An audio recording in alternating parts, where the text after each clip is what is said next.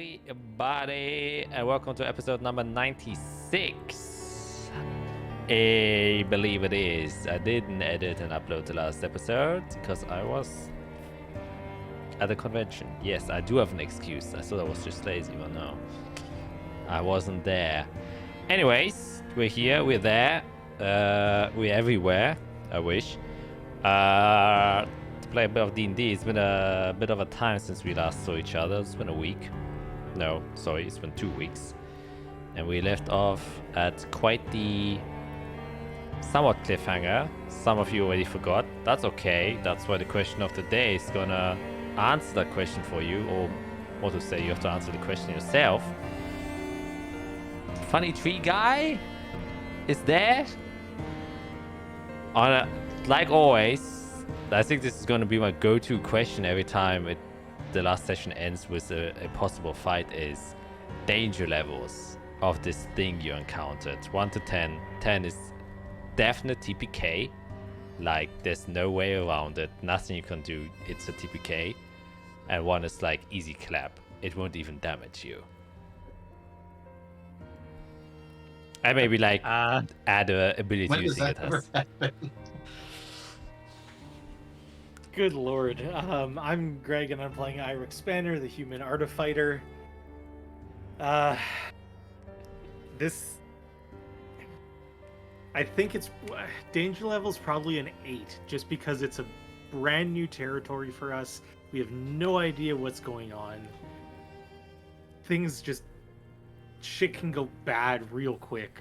Yeah, I don't have much else to... yeah, I think we're in a pickle, a real bad pickle. All right, very interesting. 8 is quite a high guess. All right.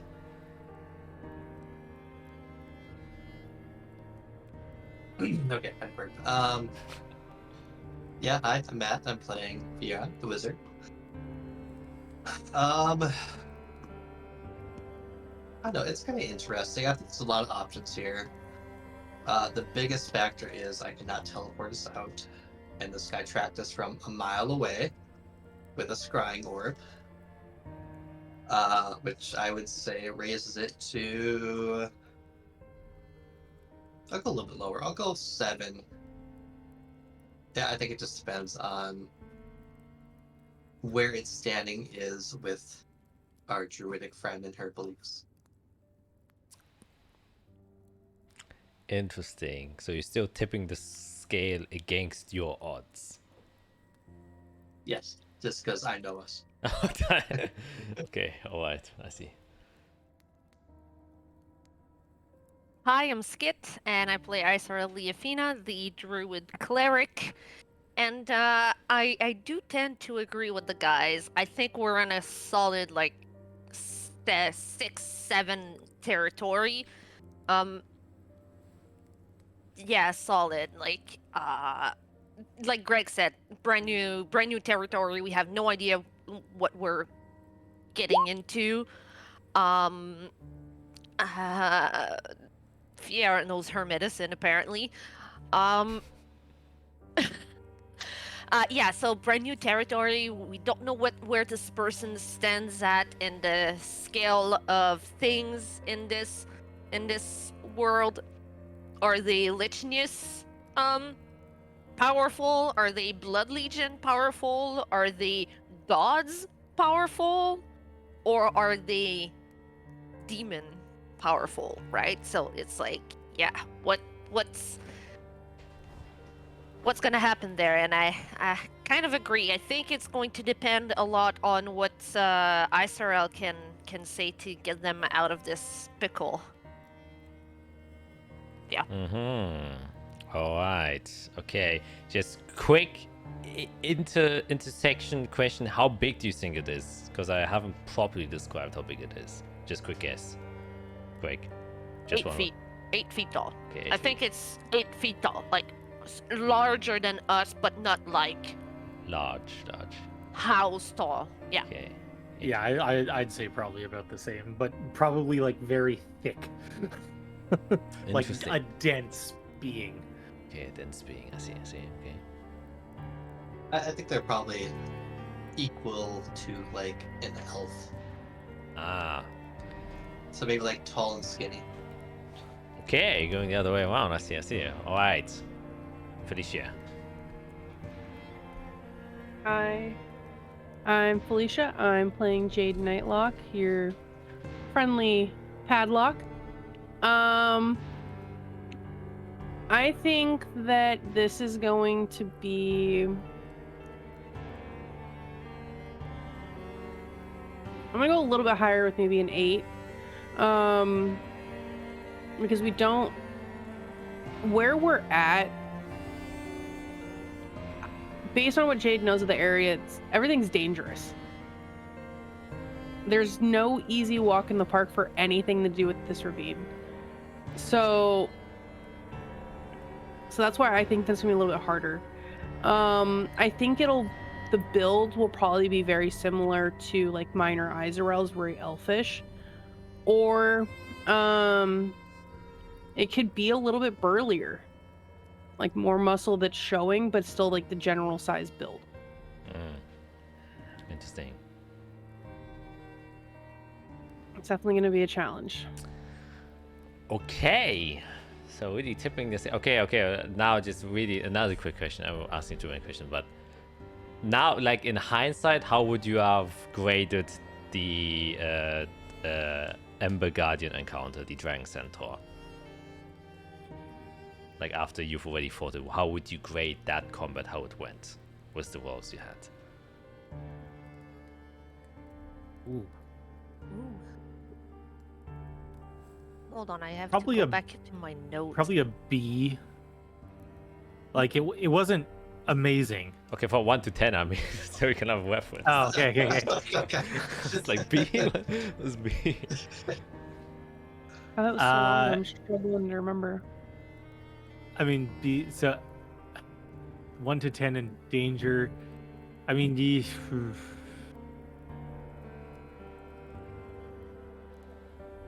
oh boy.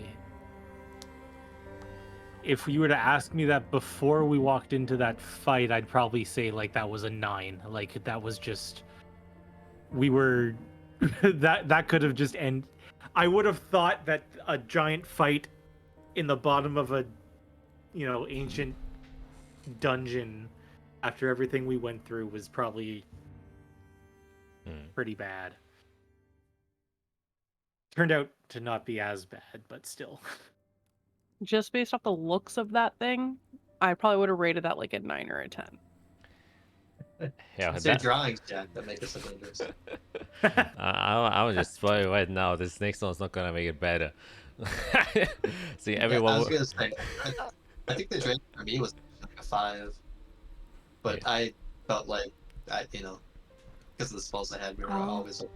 Yeah. This one, I think, can circumvent a lot of what I can do. I feel like we might be able to talk our way out of this one. Yeah, hopefully. Whoa.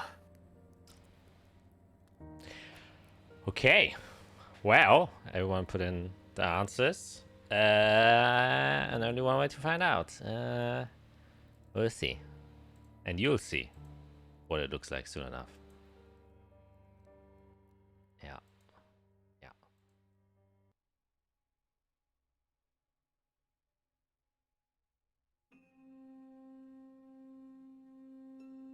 The blood that was spilled, it soaked within the earth.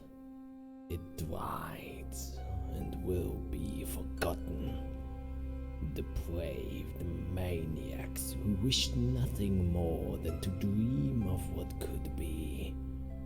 They were a necessary alliance to get what we needed.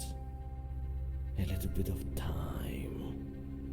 Though their meager efforts were even worse than anticipated.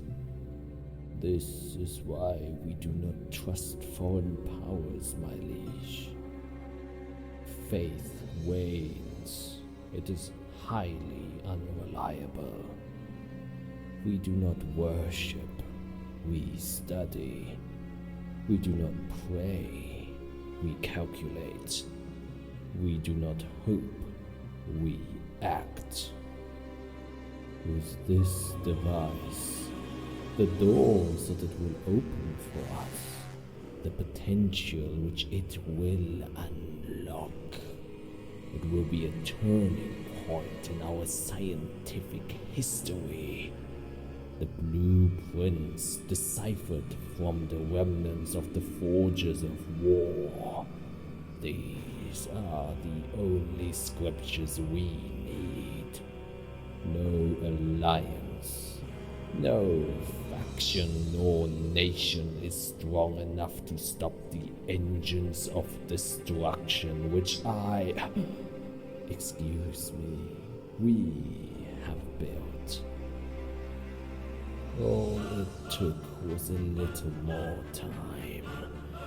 Glory will be brought to us, and we shall reign indisputably over the entire continent. No legions, no battalions, no military will be able to stand in our way. No demon nor angel will have the power to stop us. We shall reign as true rulers. Thine royalty, it befits the crown to rule all. Distant are the reliance on the so-called light. We shall show them what light is, and we shall show them what true freedom and supremacy looks like. My king and dearest queen, thine throne befits nothing less than power, and I, your humble scientist, shall give you the power it deserves.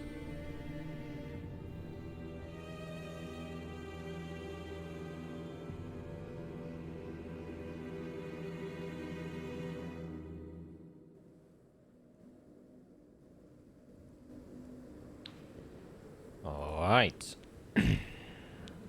We should then come to a quick recap. This I'm really keeping it quick.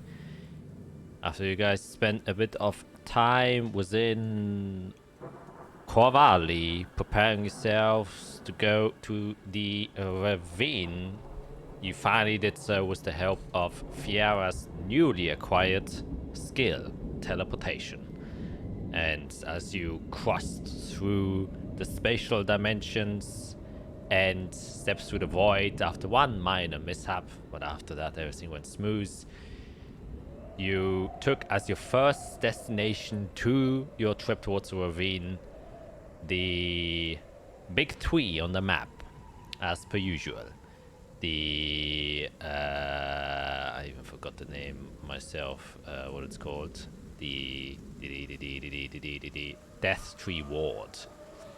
After the combined efforts of the stories told and through kind of drawing out the scenery from Jade, almost said Arya,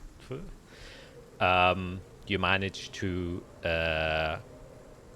allow yourselves to get enough of a reference which Fiera then used to bring you there. When you arrived there, it was this barren landscape, though the sky itself was quite bright and blue and the sun was shining.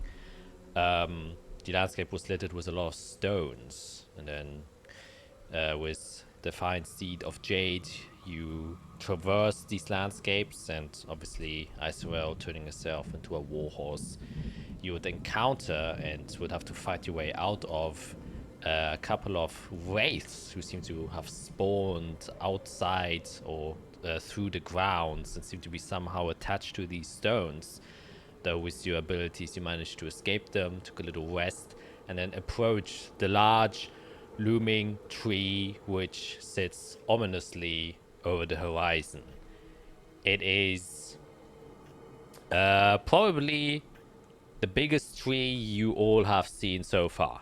Even bigger than the ones in the city. It was gargantuan, taking up most of the view as you were approaching it. And it was not a full complete tree. It didn't have a crown. It seemed to have been split or burned, fractured at where its tree trunk was, and now only the splinters remain, and the base of the tree, that where the roots come out of and attach to the ground, is the only things that's left.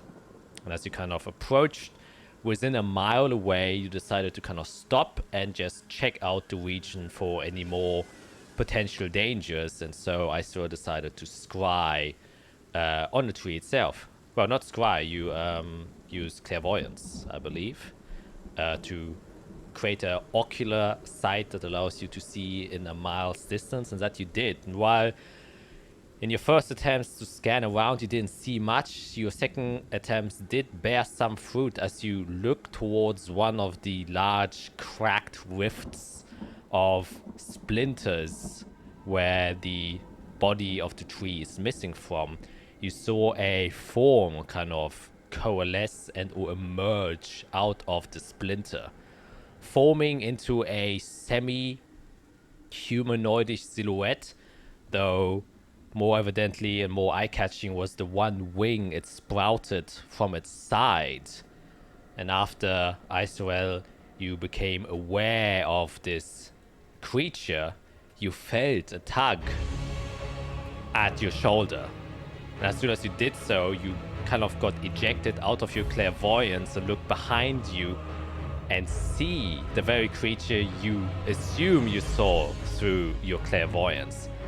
And now that it stands in front of you, you have a clear look of what you saw. And the other three, and you standing a bit by the side of Israel as you was doing that, look behind as you hear Israel audibly gasp. And what you see is a strange being, to describe the least. It's made out of seemingly wood. It has humanoidish shape. You can see it has a pelvis where legs attach, but the outside looks like kind of aged, twisted bark, and there are several branches protruding out of several areas of its body. However, its pelvis doesn't completely attach to where its torso is. Instead, it's kind of pulled apart and open, and you can see that its kind of woodenly ribcage is splintered open, revealing the inside core of it. Looks like the inside bark skin that makes up its body. There are these glowing green runes that cross all around it, and there where it's headed, it kind of curls and twists into a weird branch, but in the spot where its face would be, there is this thick bark that just encloses a green orb that seems to be radiating a little bit of light. Behind it, you can see one broken, charred wooden wing, and on the other side, one complete wooden wing that looks a little bit angelic, but once again, it is made out of this weird bark. And as soon as you see it, you can see that one of its hands, the ends of its fingers kind of grow out into these long roots, which were the ones that grabbed you. And the other one, the hand is kind of ejected into the ground. And as you take sight of it, it kind of pulls it out. And as its arm leaves the ground, you all see how its hand has kind of meshed into a rusted sword that it seemed to have found underneath the ground, and kind of picks it up. This is what you guys see. And the last thing you notice is this weird, shining halo thing floating above its head. And as soon as you notice it, you can just see how its arm just whips with an incredible speed, trying to hit Israel with this rusted sword now attached to his arm. And you all have to roll initiative as I take you to the map. And indeed, it is about 8 feet tall. It's still considered a medium creature. Yes. Just making sure. Is this the right map? Nope, this is the right map. So I win, what, right? I said it was 8 feet tall. Yeah, so you, I you, win. you get the inspiration. I win. Does that make you feel better? I'm digging it. Actually, I have What in the to. world? I have no idea what that is. I don't know if it's a demon, I don't know if it's nature. I have no idea. Very helpful. I put alacrity on everybody but Jade, I believe. Yeah. And it's for alacrity, it's a D8, right? Add Okay. that to your initiative, yep. Okay, cool. Okay. Glamorous terrain does kind of worse. I Alright. love Glamour's token. Yeah, it's a new one. It looks pretty cute. Pretty darn cute. Then this here. Okay, then I guess I'm. There we go. Oof. That's rough. That's really rough. Oh, same as him. I get bonus. Okay.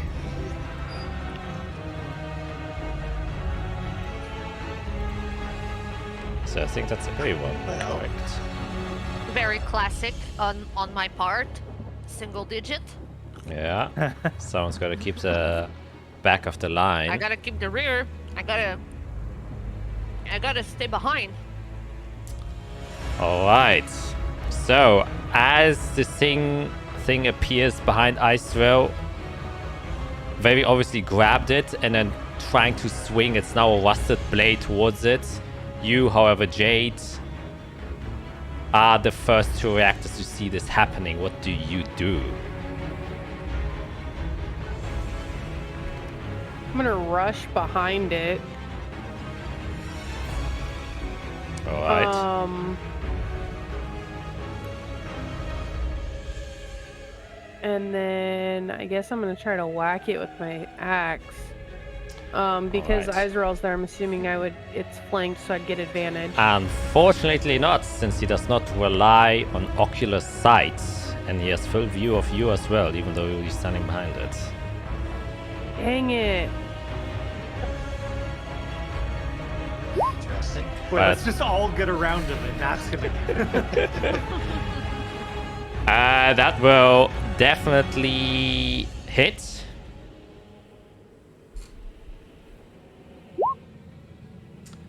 Doing a total of 16 damage. Very nice. And I'm gonna swing at it again. Yeah. With a 23 will also hit. That's a good sign. Good sign. And we're gonna do a smite. We're gonna do a smite with that one. Okay.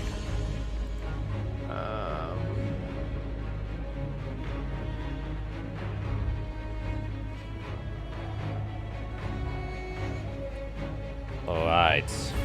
So, Jade, you kind of rush towards that, trying to, get in its way as it's trying to attack Icethrow, and you just slam with the great axe against it, and you can feel as you hit its exterior body, it kind of caves in and cracks a bit, and you can see splinters coming out as if it's made out of wood, and you do damage it, but it seems to, its exterior wood seems to be a lot harder than your average piece of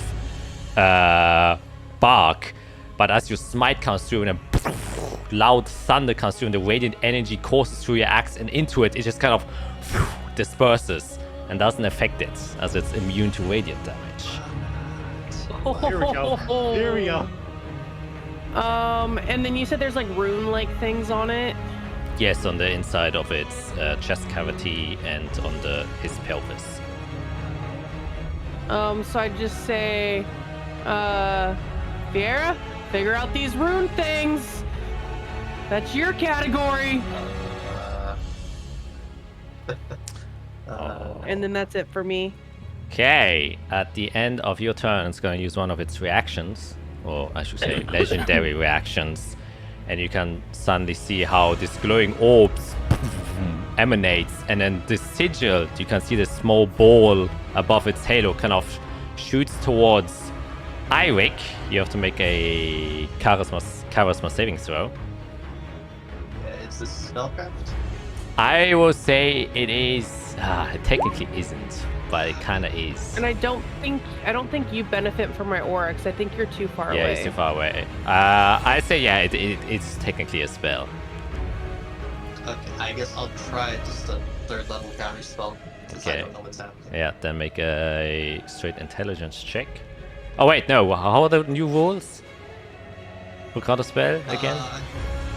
Are we using the new counter spell? I don't know. Have we decided yet? We haven't. Okay, let's I've used the old- stay with the old one. I like the old ones. Let's do the old one. Just make Okay, a straight. I don't know what's my roll is. I haven't seen the new one. Yeah, I'll swing the roll now. Yeah. 22 definitely works. So Eric, you see it's floating towards you, but before it does so, Theo, you kind of weave your magic and then kind of shoot a course of anti-magic towards it, and as the spatial barrier kind of takes in this orb flying towards you, and it just disappears, and the orb is gone. And Eric, no, nothing affects you. So 22 definitely counters whatever he does. So that takes us now to Fiera. In my head, I was prepping a Sylvan sentence, but I'll go with Celestial. You're seeing this, the energy from Jade just glance off it. So Celestial to say, must this be violence, or do you speak? See if there's any reaction. Yes, what's your passive insight? Probably 11. Yeah. Yeah. It's, from what you are perceiving, doesn't seem to react in any way, shape, or form, but you're not sure if you're interpreting this creature wrongly, but it's kind of still is still attempting to swing towards Isorel. Then I'm gonna try to throw up a resilient sphere around it. Need deck save. A deck save it shall do. That was a 29! It will definitely do that. It seems quite fast. As your sphere comes, you can see that instead of like jumping away, some of its feet just turns into roots and attached to the ground, and it just kind of slips under it and re-emerge. And that's where you realize the shape is very amorphous, almost liquidy, as the spark just kind of weaves around and changes its shape very easily.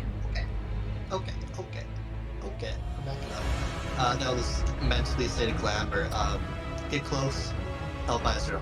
Okay, as you step away, you can see he will use his reaction. There's another one. As you stepping out of its reach, the long sword he was swinging towards Isra kind of goes behind Isra and reach towards you. And you notice he has a much longer reach as his arm extends up to 20 feet and still kind of manages to brush by you. And attempting to hit you with a 20. When you shield, I can't use counter spell. Shield. Alright. Okay, so brings the AC up to a 21. 21 now. Yeah, and then it just kind of brushes off. You can see the rusted sword barely hits your magical shield and gets ejected back. But he kind of pulls his arm back and aims towards Isorel, but he can't do anything yet. That was his reaction for your turn. Taking us to Eirik. Cool. I'm going to activate boots and fly myself up on top of this boulder here. Alright. So I'm 30 feet from him, and I'm going to cast Enlarge Reduce on him and reduce him, obviously. Oh, wow. Okay. A Constitution saving throw coming right up. There's a 20. He unfortunately makes that. God damn it. Okay, hit! Let me check my bonus actions. God damn it. He just made it, too.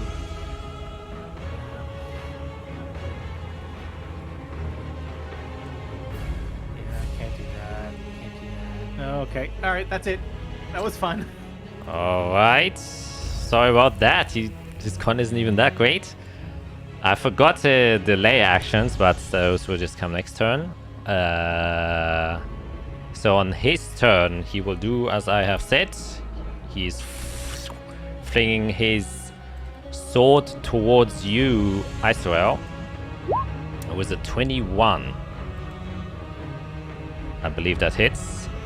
I will use my reaction to try to shut this guy away. But you use shield. On my turn. Oh no. Yeah. Okay.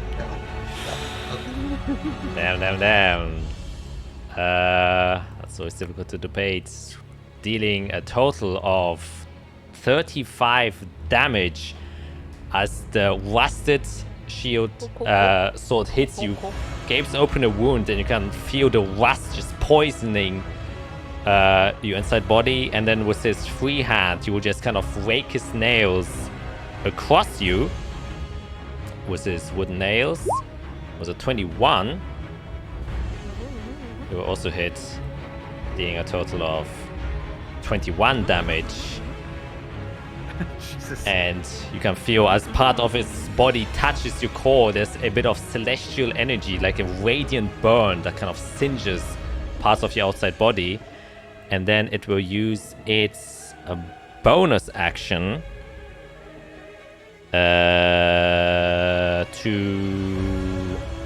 yes, you can see that once again his feet merge with the ground, and he just kind of slips into the ground, disappears, and then appears behind Fiero, and just stands looming there, changing its form. Ending its turn, bring us to Israel.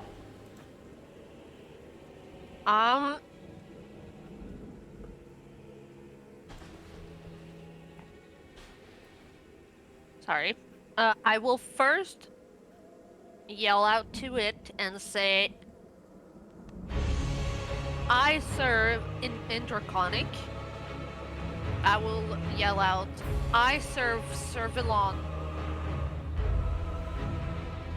We do not mean harm. We do not want a fight. We are here to understand. And then I'll turn into a bear. Alright.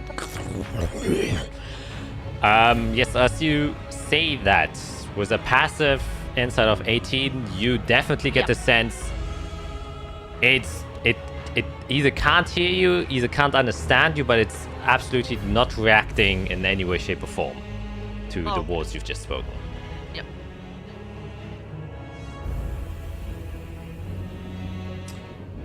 Alright, still have movement. Yep, I have everything basically. So sorry.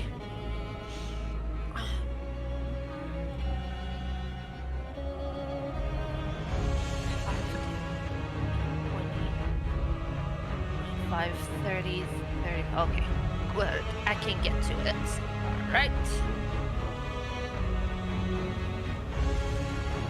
Here. All right, and I will swipe at it. All right. So first, I will bite. Wow. Alright, that a 14 unfortunately will miss. And as you kind of miss, he will use one of his reactions to kind of, you see as you come towards it, you see these large thorns suddenly sprout from its body, almost creating like a shield. And then as you see them kind of sprouting out, you try to dodge them as you attempt to bite him. But it's not that you miss, but because these large thorns come radiating out, you accidentally get pierced by some, which forces you to kind of retract your attack back. So you actually take 3d8 damage, and the thorns remain on his body. So you only take 8 piercing damage as he kind of suddenly creates this thorn shield around himself. But you can still attack it. Yep, I'm going to do my second attack at it.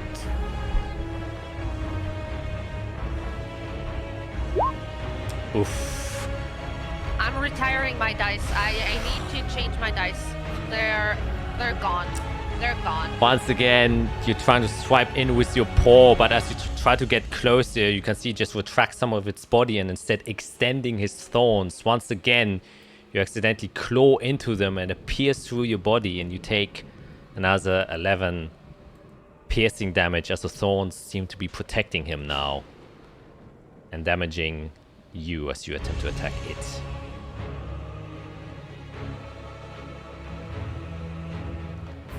Anything else you would like to do?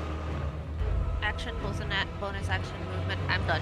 Alright, then that should take us to Cats, which is obviously Glamour.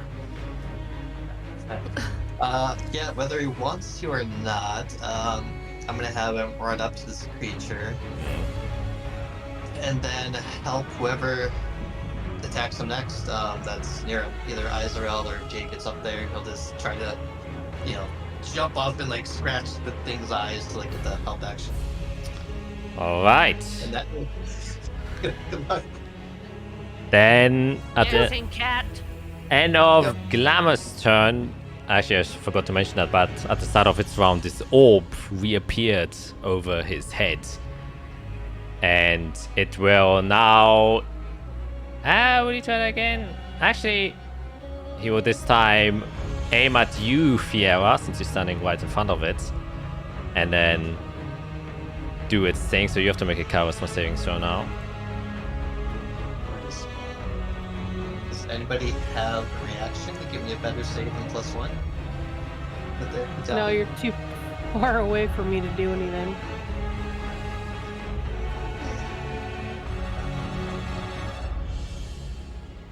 Wait, can't you use your annihilation thing to change your...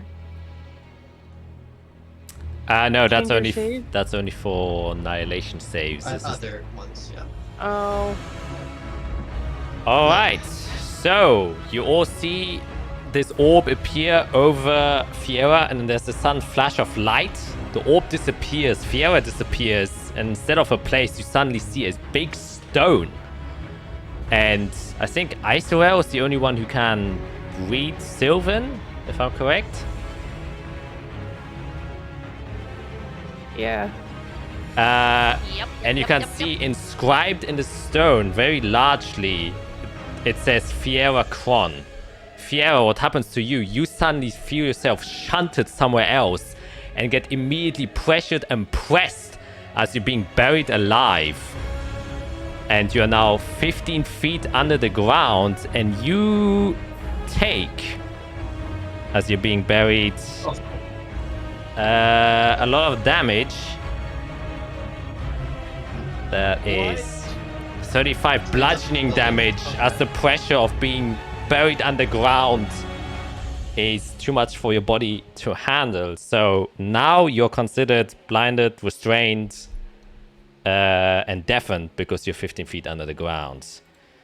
So, Fiera, you are still there. However, I shall put you on a layer that only I can see.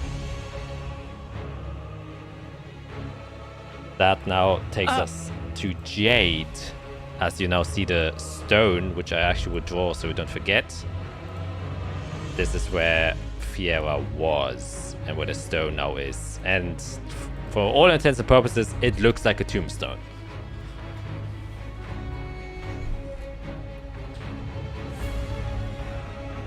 Oh, shit.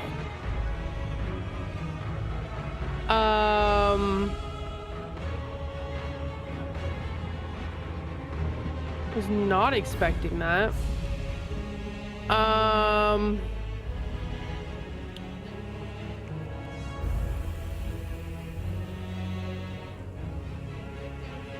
Let's see.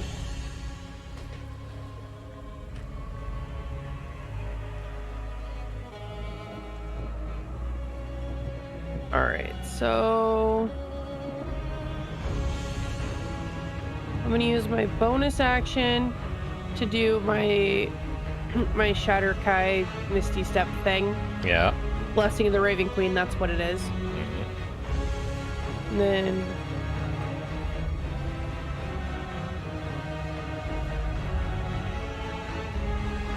I'm gonna go up next to it. And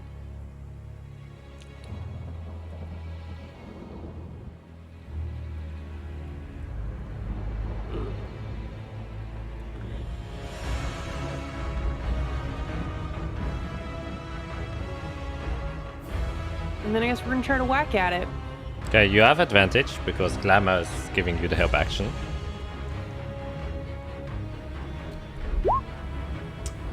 A 25 will definitely hit.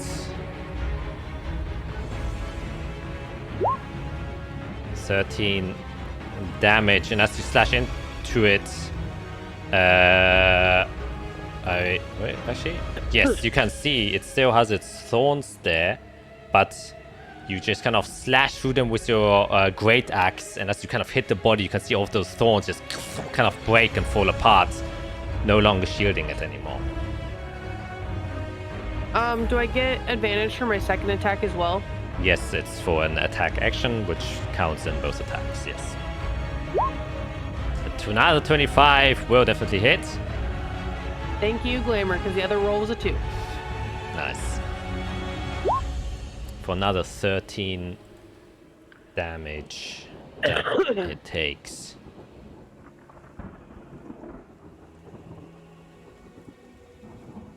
And then that's going to be it for me. Alright. Then at the end of your turn, it will stay there. It won't do anything else. But now it's delay actions. They always occur on initiative count 20. And you can see that suddenly, let me get this right.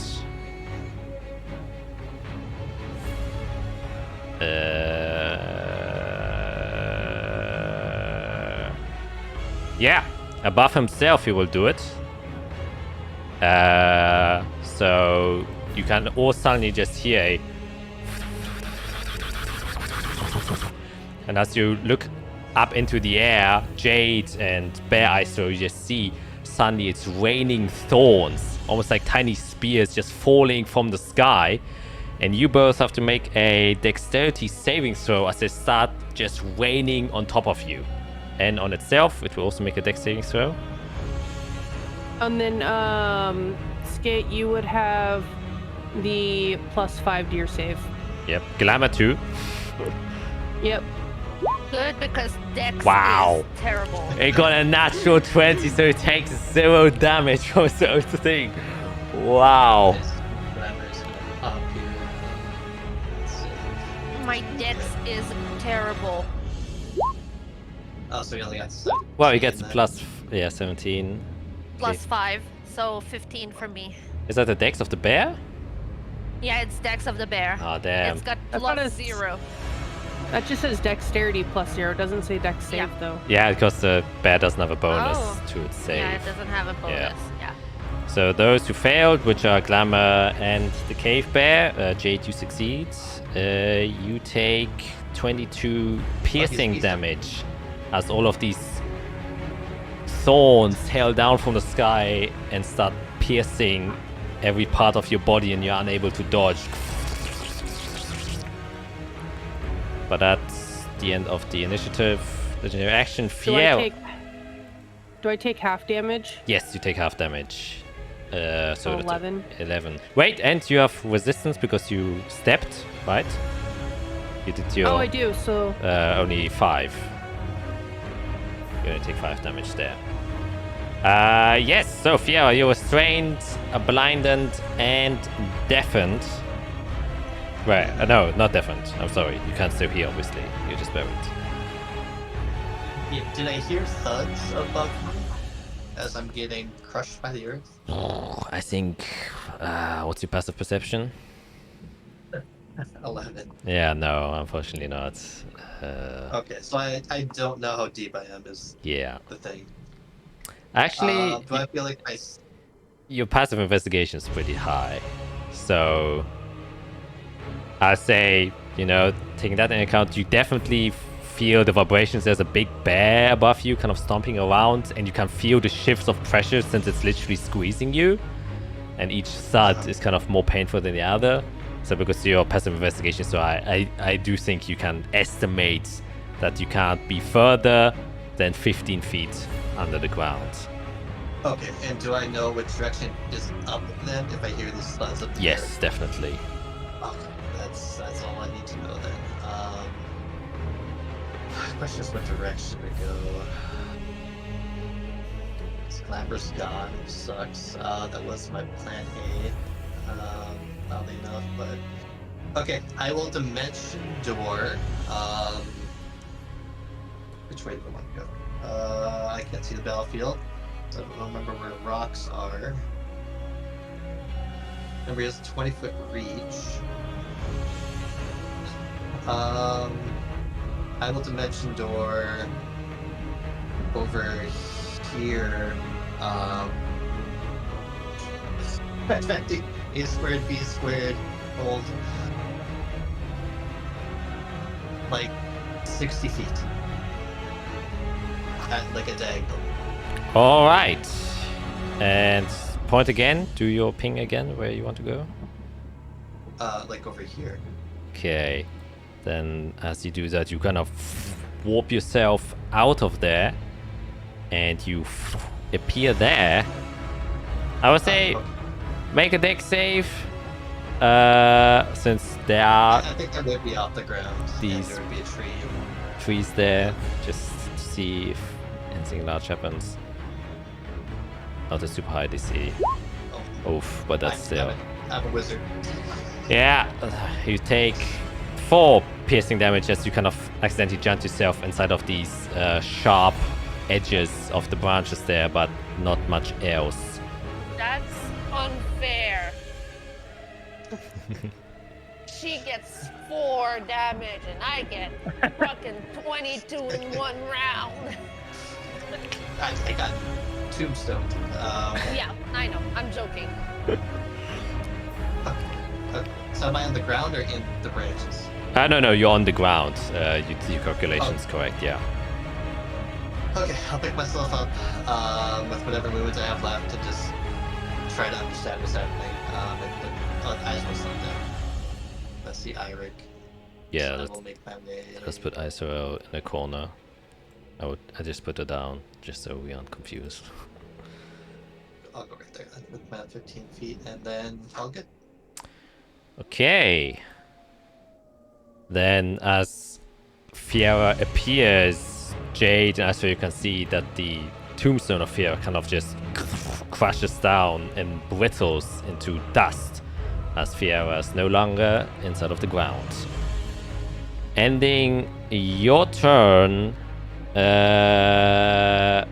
taking us to Iric. Yeah. Okay, I'm gonna fly 25 feet up in the air, or up from the boulder, so I don't know how far that puts me. Yeah, the boat is about 10 feet high, yeah. Okay, so I'm 35 feet up in the air, direct line of sight at the creature. Quick glance from what I've seen so far. The wood that he is made of, or it is made of, does it have any resemblance to the wood that I used to build my shield? The petrified wood? I would say, yeah, with your passive investigation, it has semblances of it, definitely. But it's a little bit different, but very, very similar. You can see the texture of it, especially as Jade is whacking on it with her great axe. It cracks more like stone, but looks very much like wood.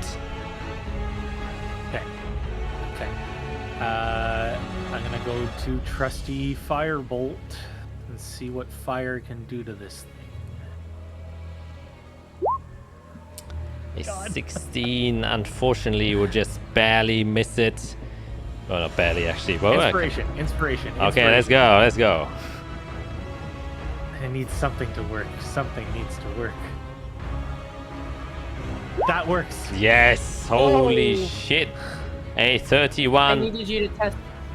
I needed you to test your fire, so this helps me. Yeah, your Okay, so I fire. needed Yeah, and then roll your extra D8. things. D10. Oh. Wow. 14. Alright. The fire hits its exterior body, but similar to the petrified wood that you had, it is more akin to stone and isn't lightly flammable. It still takes the brunt of the damage, doesn't seem to be resistant or immune to it, but isn't flammable as one would hope a creature made out of wood to be. Right. Okay, so no bonfire. Okay. That's enough. That's enough. All right, I'm done. Okay, then at the end of your turn, it will. Let's see.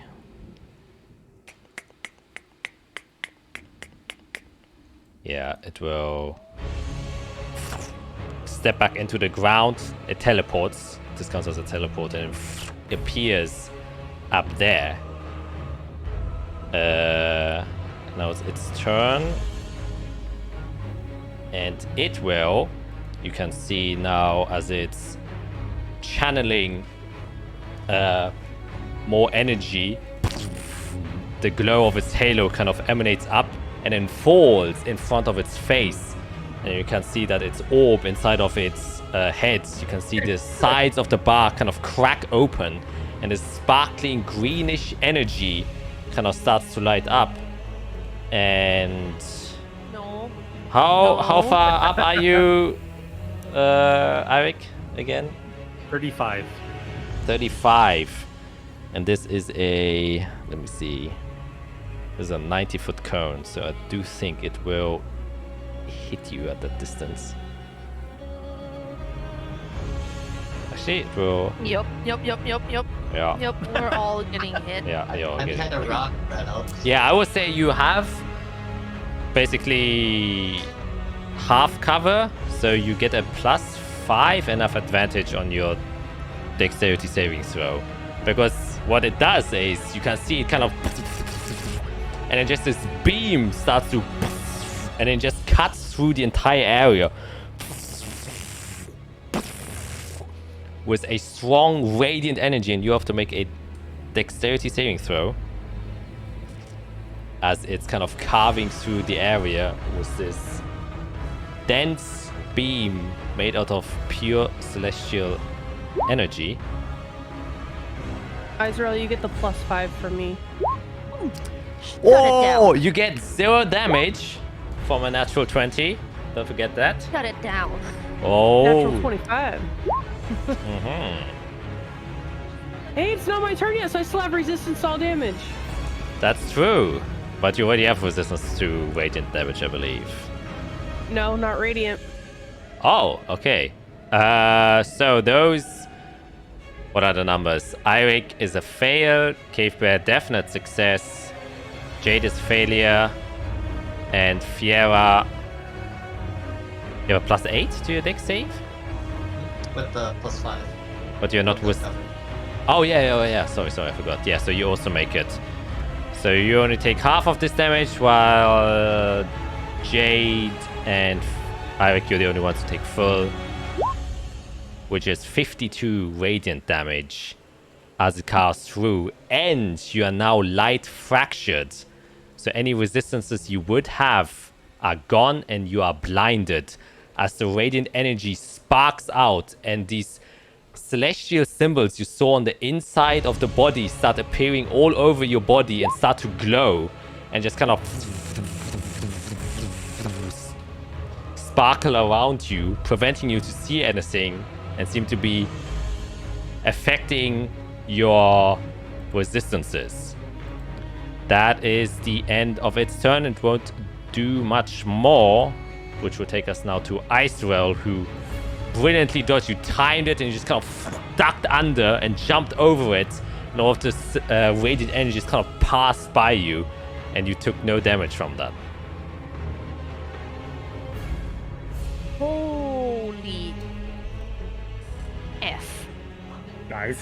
Are we still blind and fractured if we make the No, save? no, no, you're not. You're not. Oh, I think I didn't write it there. Yeah, no, no. You only So I only Okay. took half of that damage because of my previous. Exactly. Yeah. So that is 26. Yep. So, first thing Isabear does is action. I'm gonna cure wounds myself because owie. Nice. 37.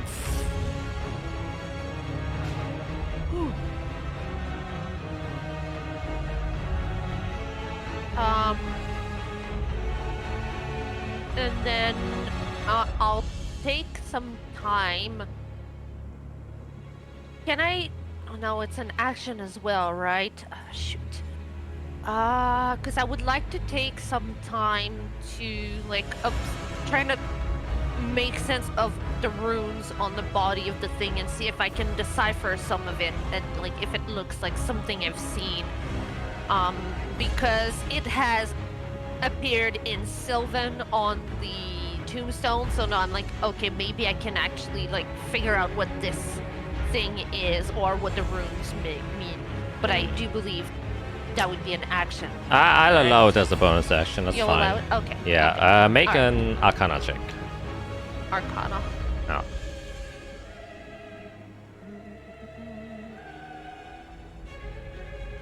It has my intelligence.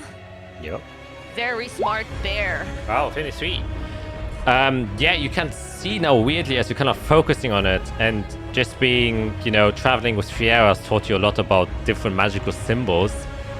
And you can see the same symbols that are adhered to the inside of its body are now on the outside, or similar symbols are on the outside now of both Jade and Eirik. That seems to be kind of blinding them and also affecting their annihilation fields in some sort of way. And you can see that many of them are like Sylvan and Elvish roots. However, you can see many of them that are celestial, which remind you of the one as you go in the Darklight dungeon. And some of them are draconic. So it seems like a combination of all three kind of intertwined, mixing together. But you can definitely understand that the purpose of this thing definitely is not to kill, but just analyzing how its body is, how it's warped, how it's shaped. You can see that heavy damage. It has sustained heavy damage to something. Maybe it's just time and age, or maybe it had a big battle, but it is not functioning how it's supposed to be. Somehow broken, or it is somehow broken. And it seems to kind of. You get the sense from the magic that it's casting, it's like trying to interrupt your souls in some way and trying to, for lack of a better term, take you to the afterlife, because that's its job. It's like, I'll say that to my friends, and I'll tell Fiera. I think we need to dispel it in some way.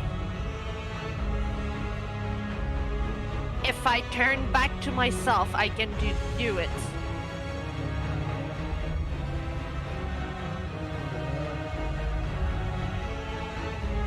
I'll take that. Okay. all right. And that will be my I'm gonna move a little bit like behind a rock. Like I'm just gonna back up a little bit and just kind of brace myself for the next move. Okay, then at the end of your turn, it will actually disappear from here and then warp underneath you, Eirik. And ending its legendary action there. Taking us to Jade.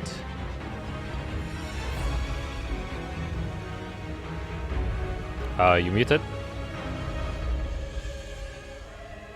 Well, I'm blinded, so that makes it hard to really do anything. Yeah.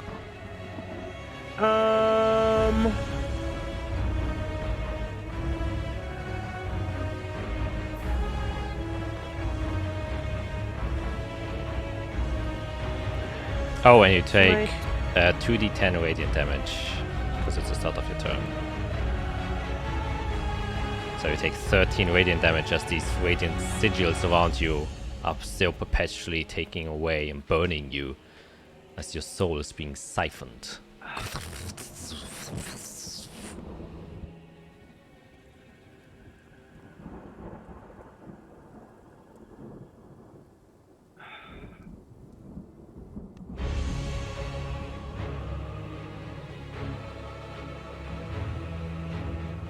Dang it, and that spell specifically says I have to be able to see it.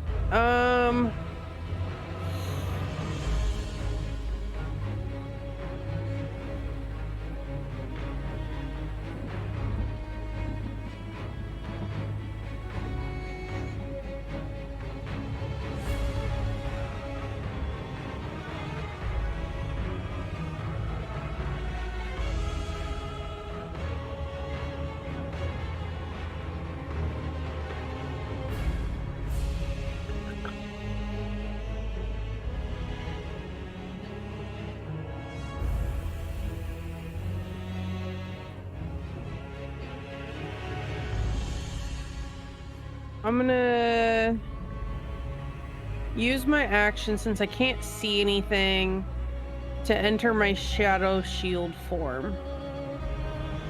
Alright.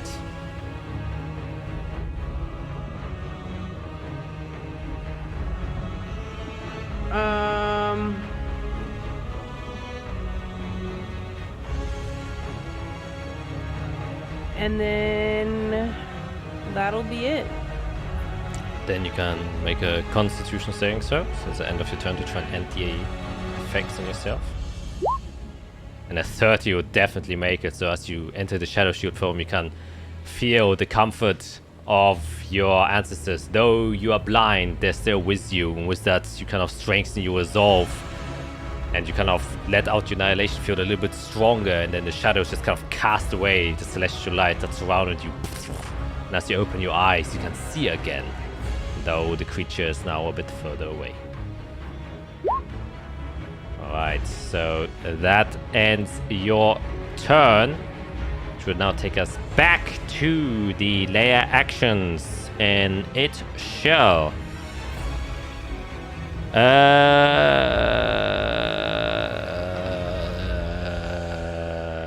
what would it do?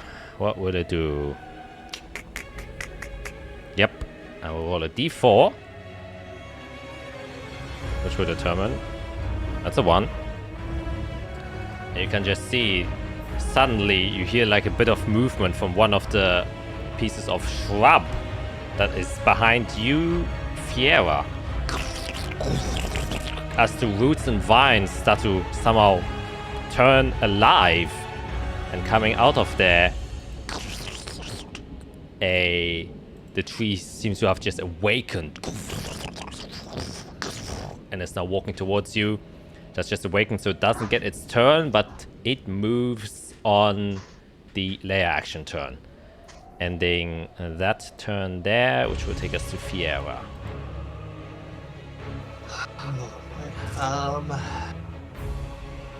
You mentioned dispelling the runes. 8 years ago, I might have done that. There's a new Fiera. Wow. Jade did tell you that the runes were your responsibility. I got sent underground. Okay. Yeah, I'm gonna kind of go out of combat mode and walk up to it. I want to see how I can help this thing, help it calm down, help it understand that we're not a threat, help it. I have a feeling this was meant for good, so how can I get it lined to good again? I have a greater restoration scroll. Do I have to give this thing to fix its runes? I don't know. I want to try to find a way to fix it or help it. Okay, make, I think, also an Arcana check. This will use your action, however, since you're like, properly investigating, but you can get more out of it.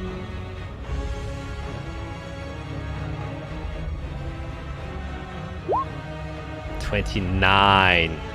Wow. Yes, you now also just understanding the magic it's based on, the runes. It doesn't make a whole lot of sense why it would be attacking you. Even its aura doesn't seem very hostile. It seems like what you understand now is like a piece of its lower abdomen's missing, and you think that probably was a part of its scripture that was written that determined how it functions. So what happened is, what you understand is part of its code was taken away, and now it's just running through the code that still exists. And the code that still exists is help the souls get to the afterlife. And you all have souls, and it's trying to help you get to the afterlife through whichever means it sees fits. So potentially, if you are somehow able to create a code that matches and fits with it and implant it back to its abdomen, you could rewrite it back so it might temporarily either cease to function or kind of rewrite itself, because it doesn't seem to have the ability to rewrite its own code. But if somebody manages to do it for itself, I might do think I have it for do that, but I'm going to use my action. So let's yell out to everybody. I have a plan. I think I can help it. Just everybody stay alive. I need to be close to it. And yeah, I kind of just get ready to do something. all right. Then at the end of your turn, as it is standing underneath Eirik, the small bulb once again shoots towards you, and you have to make a charisma saving throw once again.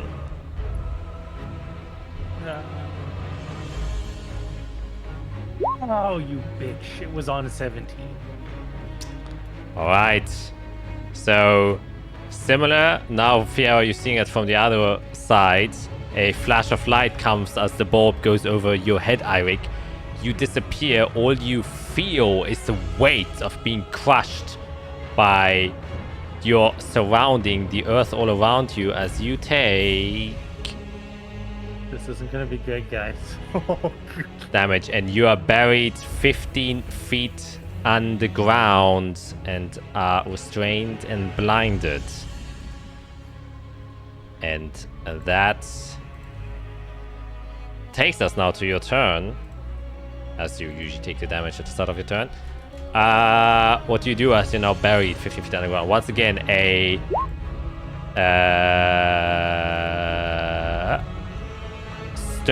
tombstone appears with the silver name. Nope, sorry, that's Eirik, with a draconic name now that says Eirik Spanner.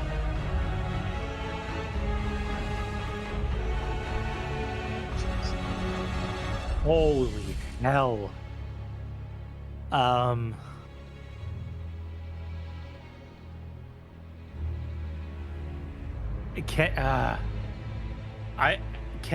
Is there any movement I am able to do at all? You Like, or am I like... You can attempt to break free, but I would require your action since it's active effort to move inside of here. But you can obviously attempt to escape. Oh,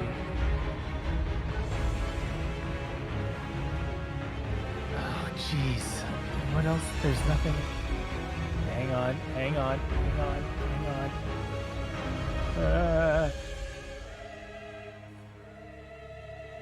No, I wouldn't be able to do that.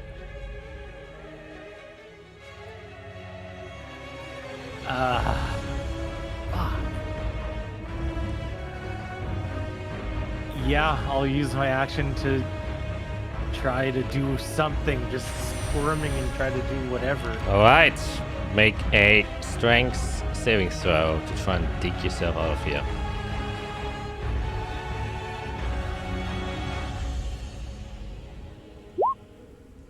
11, unfortunately. And I'll put a +5 because it's Flash of Genius to just...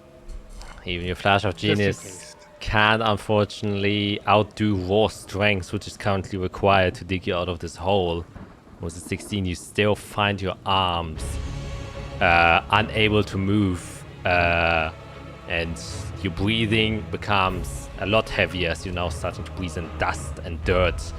just entering your lungs, and they're being crushed simultaneously. You're in a rough spot. Yeah, it's not good. It's not good, guys.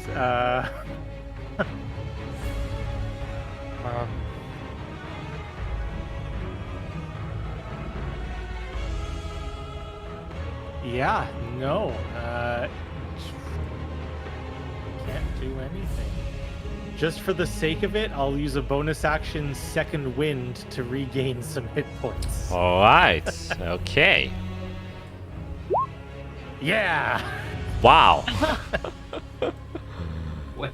That Goes up. is low. Man, you're really rolling a lot of twos today. Seems to be Irik's thing. Okay, end of your turn, I presume? Yep. Then it's its turn, and it will attack you, Fiera, since you're right there. Once again, just kind of using its rusted sword, trying to take your soul to the afterlife. With a 14, it misses. Wow.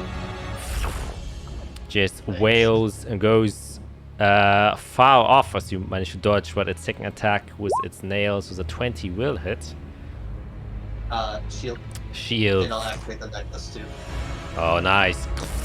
Just kind of scrapes over your magical shield as kind of just weaving and waning around, changing its shape constantly.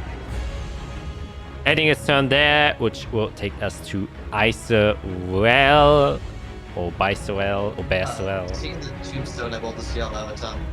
He's underground. I can maybe handle this guy.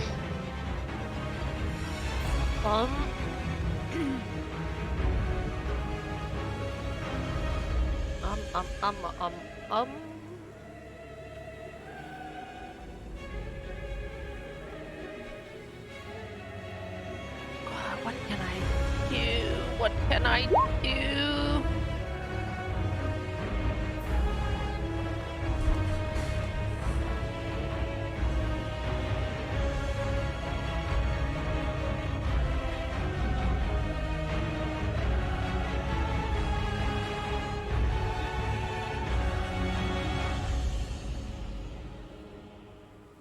Can I do anything at all? You can try to dig him out. Yeah, I'm trying to see if there's anything I can do.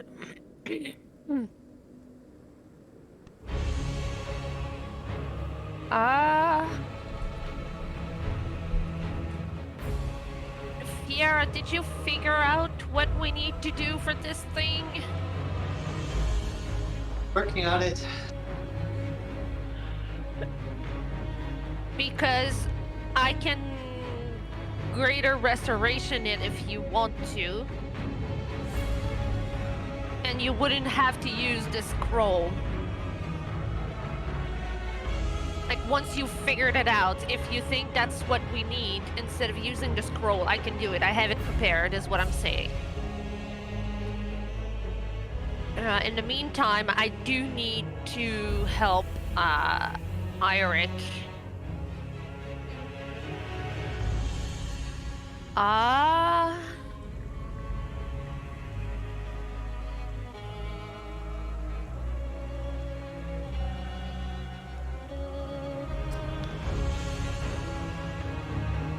Okay. Well, what is she thinking? I will make a quick break here so she has more time to think. I really have to pee once again, so hey, third time. It's crazy. We'll see you guys in a quick sec. See how this continues and if Ira gets out. Bye. And we are back. So hopefully enough time to decide. Yes and no. Okay. I'm going to bonus action drop the bear. Okay. So Iserel is back. Let me find her on the map. She's right here. I'm coming back to my spot. Give me 1 second. Okay.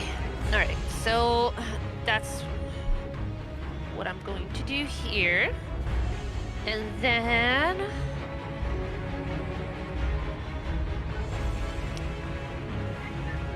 where is it? Oop! Oops, that's not. I did not want to cast it. It's okay. I wanted to read it.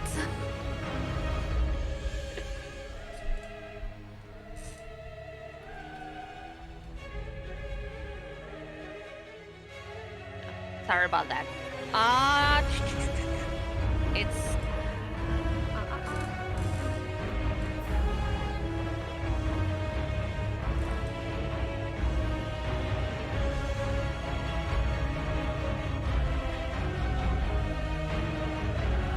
So he's how far into the ground? 35 feet?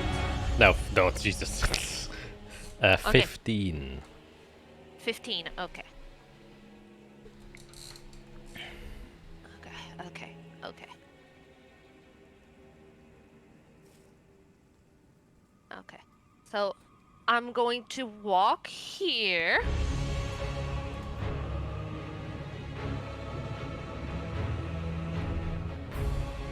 And now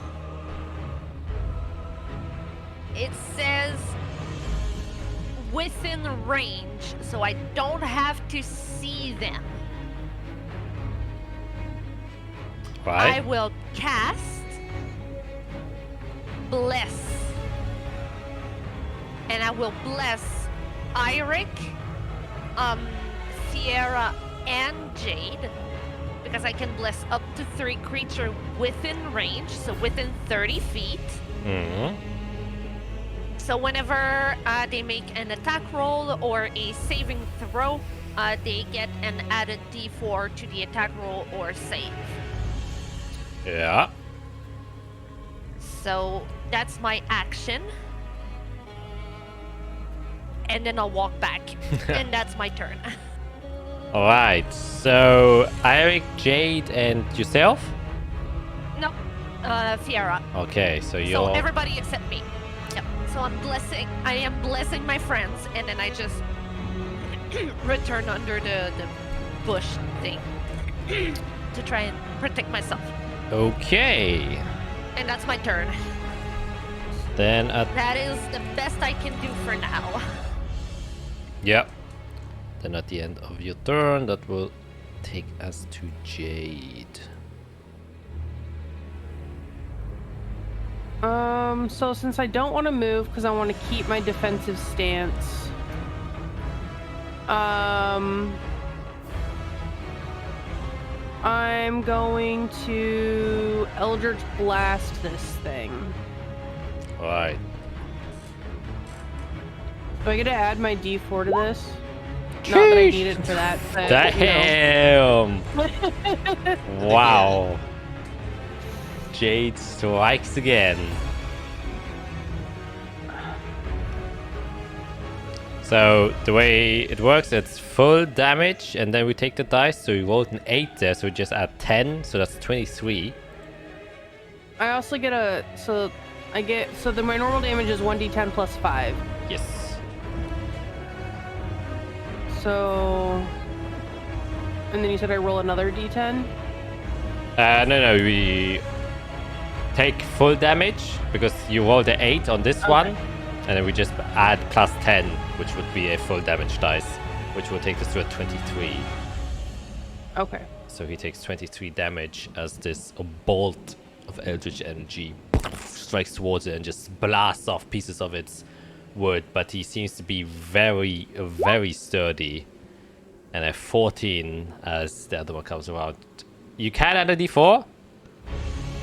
Alright, let's have my d4. And that will hit! Wow! There you go. Sheesh. Blessing my friends.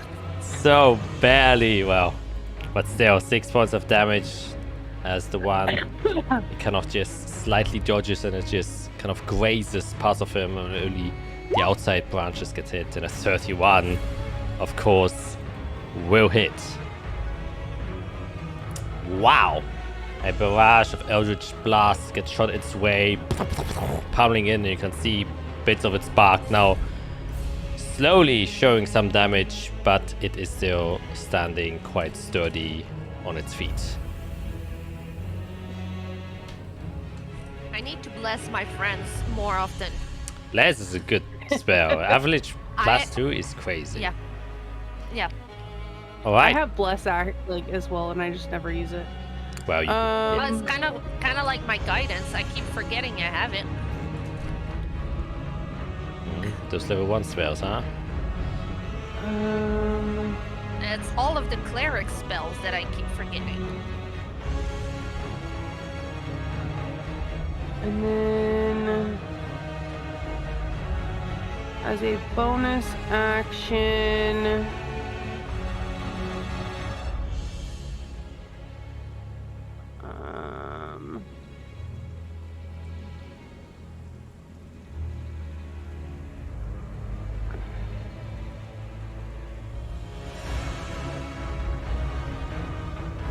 no, that's it for me. All right. Then, top of the turn order, delay actions, and it will now kind of just, you see, just opens its open hand where not its sword is, and you can see these little almost like beads or beans spot from it, and it just kind of throws it towards you, Jade, as it lands on the ground. See that these large thorns start to rapidly grow from the ground, kind of to cage you in. You have to make a dexterity saving throw. You have a D4. Wow. You don't need it. Okay, You take then. 0 damage. Still, the terrain around you in a 20-foot cube, which it would probably have set. Oops, that's the wrong tool. Actually, no, I will use this tool to draw it. A square, 20 feet. Oops. Actually, I still have. Oh, no. It's 20 feet from one side to the other, so Okay. it's only this big. Okay. Whew. I got scared for a second there. Yeah, so have to make it permanent as well. I apologize. So like this, yeah. Could have gotten you, but I said he aimed for like that. So this terrain is not difficult terrain, as the thorns still linger, but you managed to just matrix dodge every single one of them, and this cage of thorns went everywhere except in the space where you were, as you miraculously dodged all of them. However, the big thorns are still there and are like pressing into the bits of pieces of your armor that is exposed, but not damaging you yet. But you can imagine walking through this would hurt quite a lot. However, you now come to the creature that was spawned last round. It will obviously slowly make its way towards you, Fiera. With 30 feet movement, he doesn't manage to get you. However, it's big enough and has a 10-foot reach. And it will make a charged tendril attack towards you. And you can see as it's moving, there are bits of lightning kind of coming out of it, as the tendrils rubbing against each other seem to be creating some sort of electrical charge. A 15 doesn't hit you. I feel up. And then you just see this mound of intertwining vines and roots just kind of gets blocked by this force field. And then it makes another attack. Does a multi-attack with a 12. Both of these attacks completely miss you. Ending its turn, taking us now to Fiera. Okay, so I think I have two options here. After looking at it, since there is a divine aspect, do I think Greater Restoration can temporarily fix this? Would I know? I think for that would require another, since you're trying to figure out if a specific spell would work, there's another action to try and think about it. So if I want to try to fix this turn, I just kind of have to Hail Mary it. Yeah. Okay. I'll go with plan B then. So I have Bestow Curse. If I tried to alter Bestow Curse to because there's code missing, to essentially replace that code with my own, kind of like giving it a new, transferring my own life into it to like complete it. Could I try that with the Stokers? Essentially. Ooh. Very interesting. I would say you would definitely have to upcast the spell. Like, do you I understand? can do that, which was what I was gonna do. Yeah, that will last it longer. needs more, but even that, you feel like obviously the innate celestial code or silver code or draconic code as we put inside of it won't be easily overwritten, and it will still be very challenging to do so. Okay.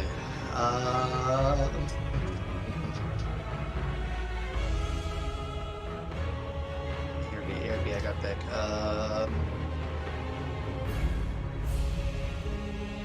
Yeah, let's try that. I'll do a 5th level Bestokers. I essentially want to put my own essence into it to try to finish the code. Make it right. Alright, I will say for this, it's going to be 2 rolls. The first one is a contestant annihilation field roll, as you try to overwrite, because its code is basically its annihilation field. Yep. So you can choose whichever thing you wish, ability score you wish, which I presume is probably intelligence. Yes. If I use inspiration, can I have advantage for that then? Yeah, I mean, you can see after you've rolled whether or not you succeed. Yeah. So it's your straight strongest innate power versus its strongest innate power to see whether or not you even get through to it to attempt this code. That's a 17. Let's see what it gets. A natural 1. Wow. Holy shit. I will give you just advantage for this next part, because it's still difficult to replace the codes. You now broke the first part of the barrier. The DC is 20, and it's still a straight intelligence check. You have advantage though, and you still have your inspiration. The spell's from Laszlo, by the way, so thank you.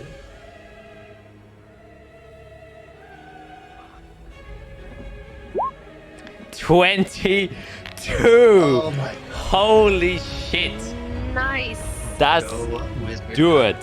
So as you kind of pull in your own energy and start to manipulate the inside arcane forces and scriptures that make this being function, you can see that the celestial, silver, and draconic code inside, there are these many entangled circles that seem to always be perpetually turning and mixing and moving with each other.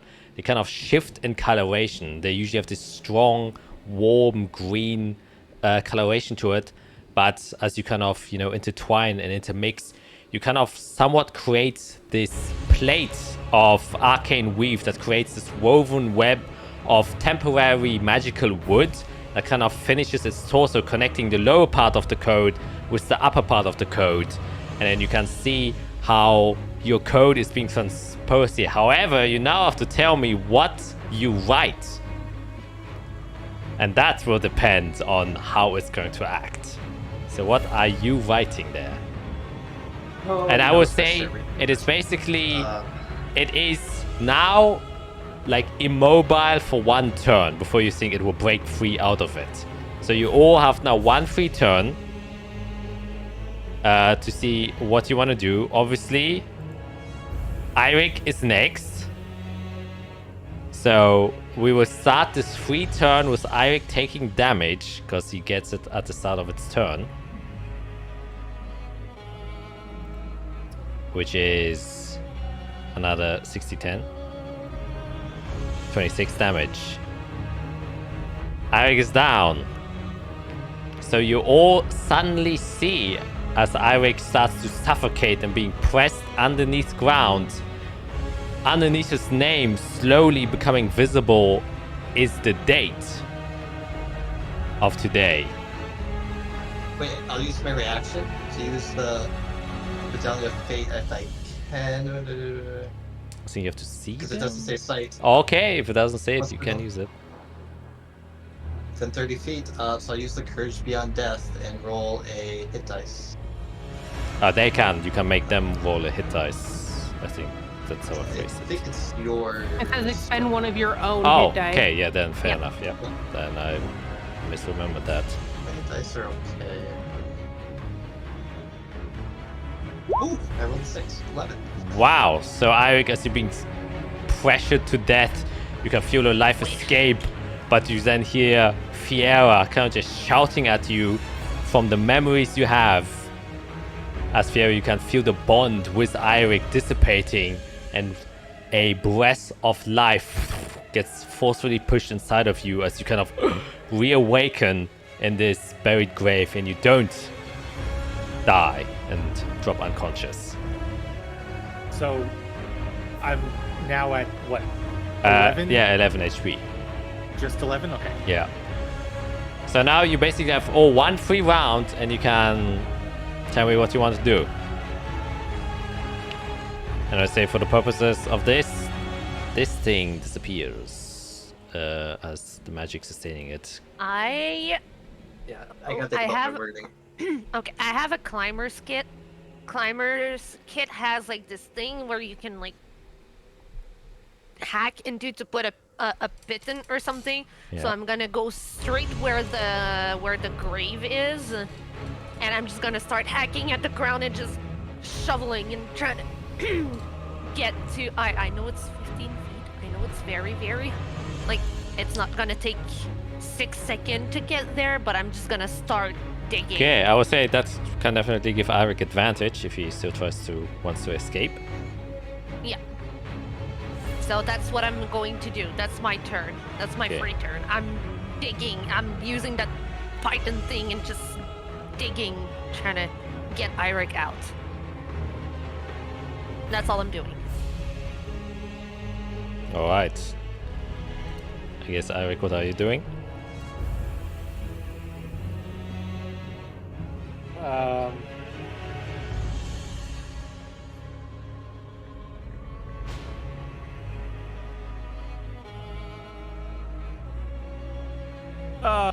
Boy, oh boy, oh boy, oh boy.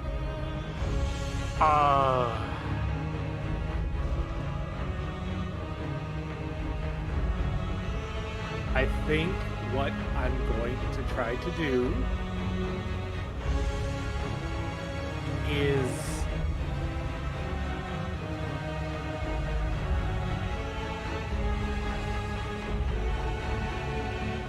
in my head I'm going to scream out in agony to Tolvar.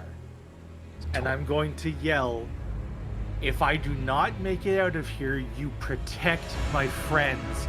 And I'm going to invoke the flame and try to push dirt up with the force of the flame coming out of me. Okay. Whoo! Make a... Oh, let me see. Yeah, straight intelligence check. That is your willpower to control.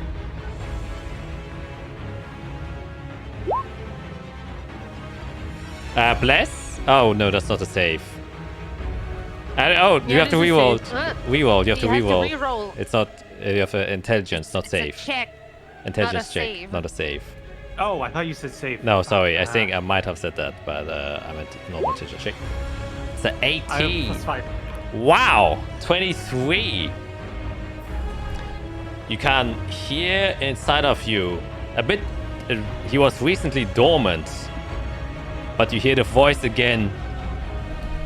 Embrace flame. And then you all kind of see, especially you, as you're kind of hacking in, you can suddenly feel, oh, it's getting quite warm here. And as you continuously hacking, you can see that the tip of the pike that you have starts to kind of just melt and disappear. And you just notice that the earth underneath you suddenly glows and turns slowly to magma as you kind of step away. And then suddenly this geyser of just hot magma just incinerates the earth all around you, Eirik. And there's this like little cave now, and the top of it, almost like a furnace or small chimney that gets incinerated out of the earth, burns everything around, and only standing within it is Irik's form, just in this very blazing fired state. And there's like a brief moment where you could see almost like a fire dragon that just shot out of the earth and disappeared in the sky like a firework, and you're just standing there, Irik, finally free from the burden of the earth around you. And even though the burst was so strong, Fiera and Isorel, you were within the blast vicinity. For some reason, maybe because Irik had a little bit more control this time, the fire didn't touch them.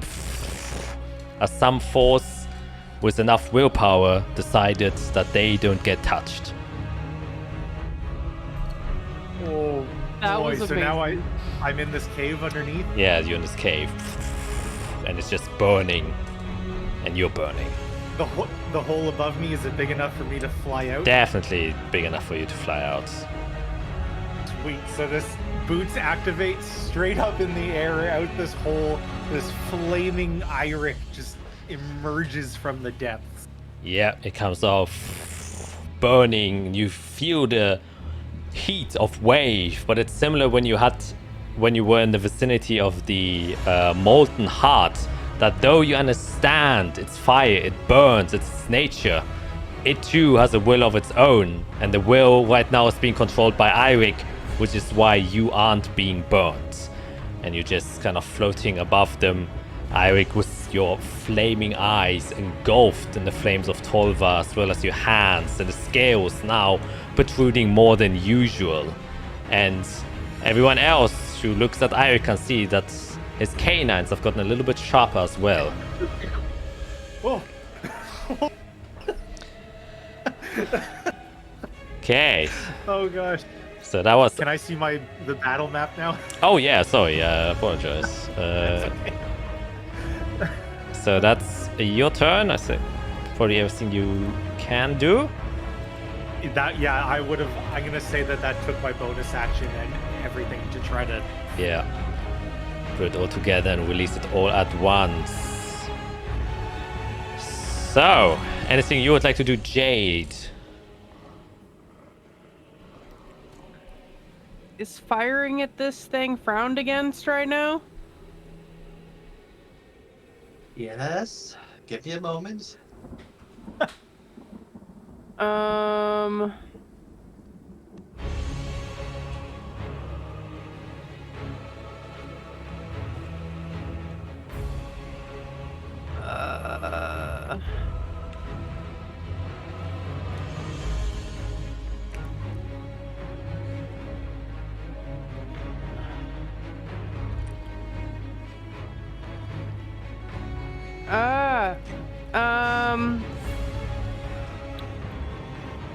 I'm going to... Well, I'm gonna end up moving. Are you still up in the air, Irik, before I decide to move? Yeah, so I was 15 feet down. I have 25 feet of movement. I went straight up, so I'm floating 10 feet in the air. Irik, come down 10 feet.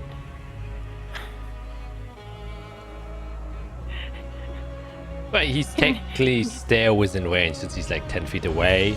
So he's Okay. within 10 feet, yeah. So I'm gonna 3rd level Cure Wounds you.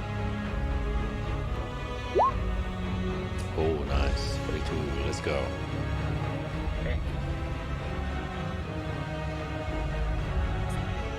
Thank you. Stay alive. Trying. And so because I moved, That comes I'm out no as a little longer- bit more dragony, by the way. Trying. Trying. Because I moved, I no longer have my shadow armor thing. Yeah.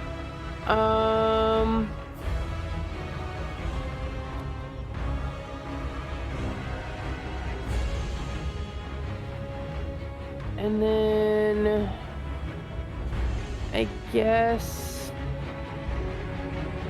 as a bonus action,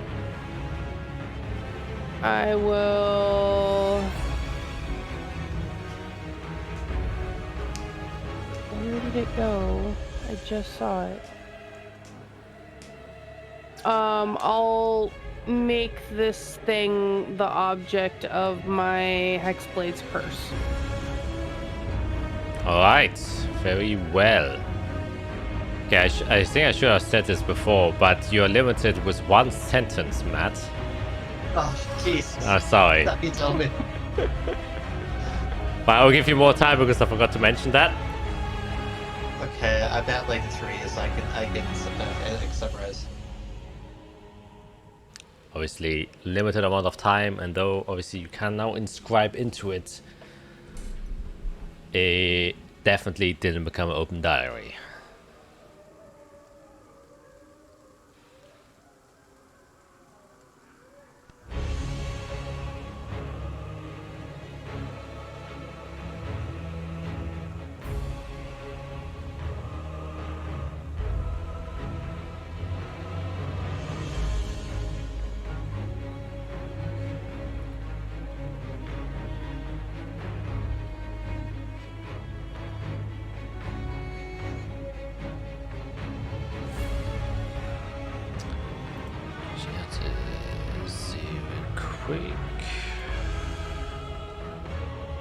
This is a sentence.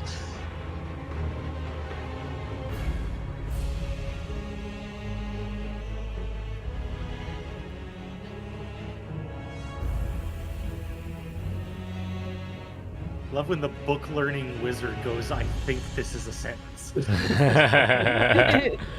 Yeah, I know it's gonna be good.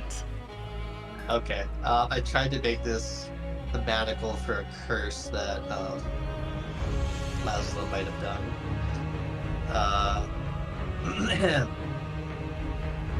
By my name, Pierre Khan, creation of my ancestors, protect the Fate Weavers as they traverse your lands. Oh. Okay. Oh.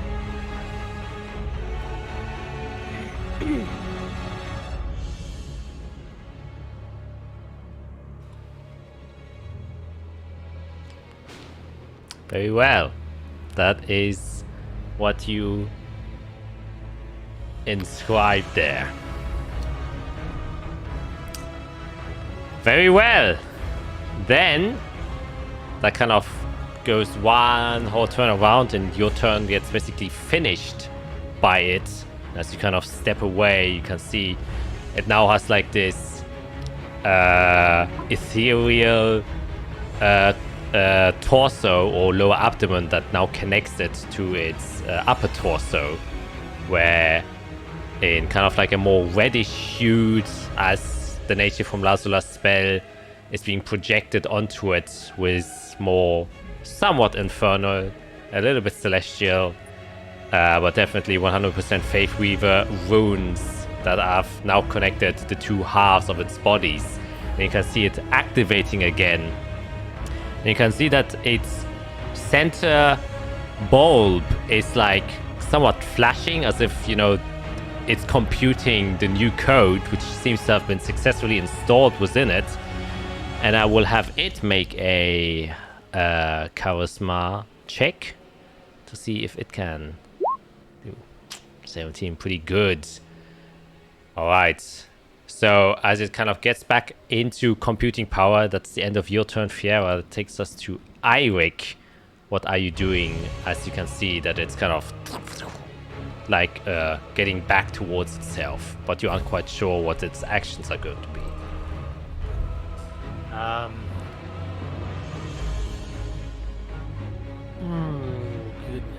Goodness. Okay.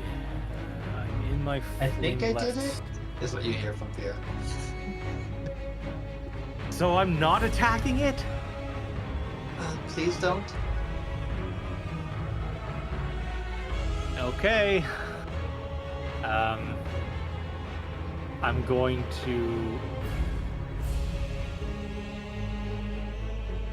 Oh. You're in the same boat, like, what do I do? Prepare your action. I could, but I'm also going to hang on. Look at this. What does this say?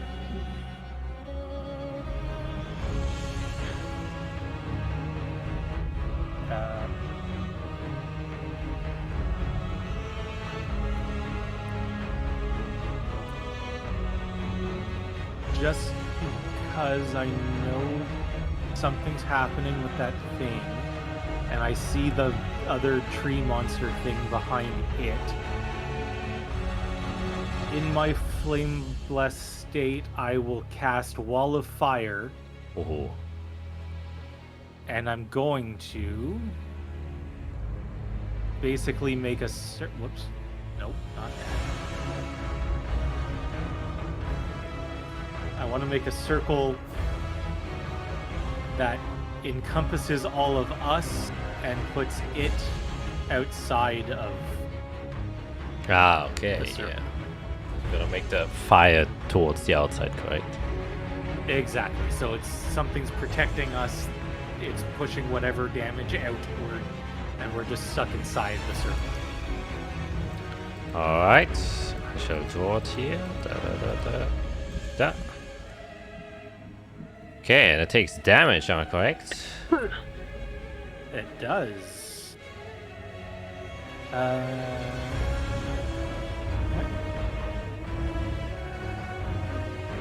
Oh, 26. God damn. Alright. It has to make I don't know a... if any of the other shrubbery gets burned too or whatever, but Yeah, definitely do start to kind of get catch fire, and it has to make a saving throw, right? Which was a dex or con? Dex. Alright, a dex. Which it isn't great at. A 15 definitely fails. It literally has to roll a natural 20 in order to save against 2DC, I just realized. Which I did do, but I didn't have advantage. So it takes 26 damage, and it actually would have had resistance against fire, but because of your enhanced flames, it does not, so it takes the full 26 as it's getting charred by the fire there. And I believe that ends your turn.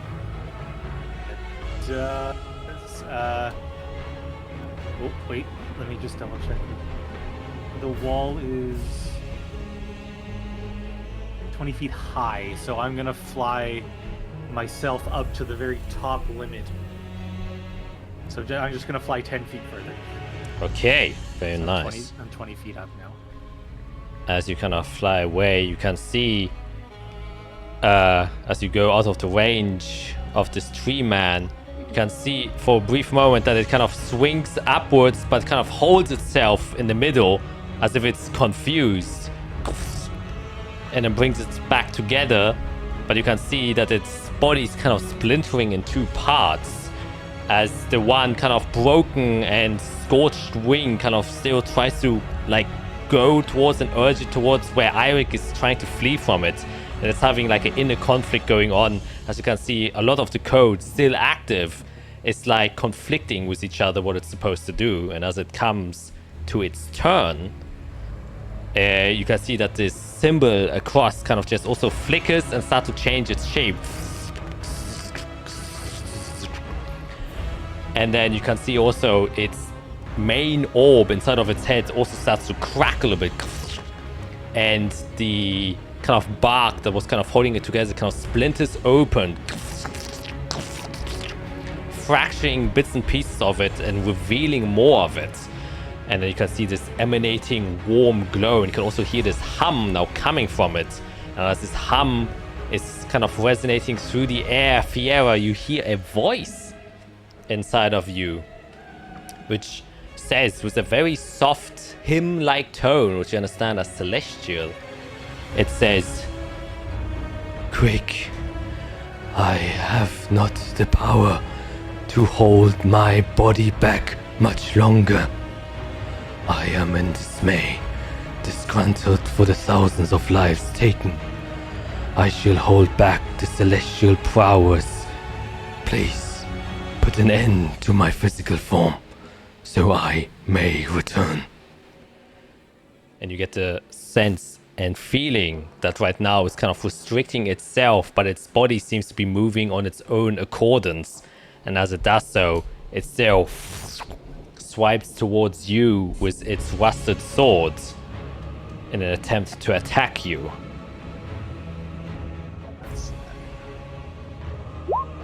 That was a 19. Oh, toward me. Yep. Shield. Yep. And then it does another one with its wooden nails. That was a 23. That will unfortunately hit with only 18. No radiant damage. As you can see, in the last moment, it gets diffused by the core itself. And it seems like the orb itself is fighting against the physical body and the code that has been inscribed within it. And it's kind of waiting around, but you can slowly see that it's flaking and fracturing. Whatever power's holding it together is trying to pull itself apart. So at the beginning of its turn, it instead takes 16 radiant damage as it's crumbling from the inside. I guess then if I can, I'll just say... Slaves, well, it wants to die. Which will take us to Isil's turn. What do you do?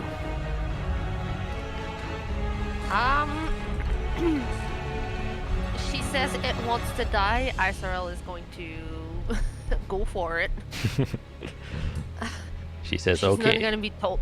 She's not gonna be told twice. And she's going to. She's going to.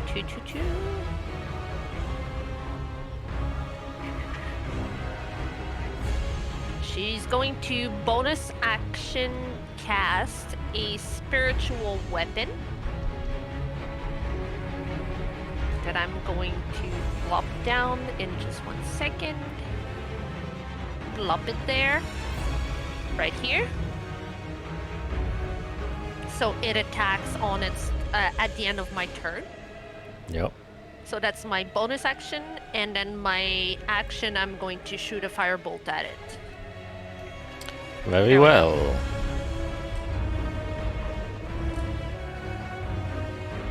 Wow! There we go. Well, actually, There we we go. will take the first roll plus 30 Yes. because you take max damage. So that is a total of 54. We love to see it. Holy shit. As an incinerating burst of flame hits it and large pieces of its torso now catch fire as it's kind of burning now. All right, and I presume. Alright, and then my spiritual weapon Yeah. goes. Ah, a 15 unfortunately will not hit. As it misses. I'm gonna let it go. Yeah. Okay, then that would. So action, bonus action. Yeah. That's it. Very well. Yeah, I might just walk back a little bit. But that's it. Okay, then that takes us to Jade's turn. As you're in this pit of fire. It's like a ring of fire. It's like WrestleMania. What do you do?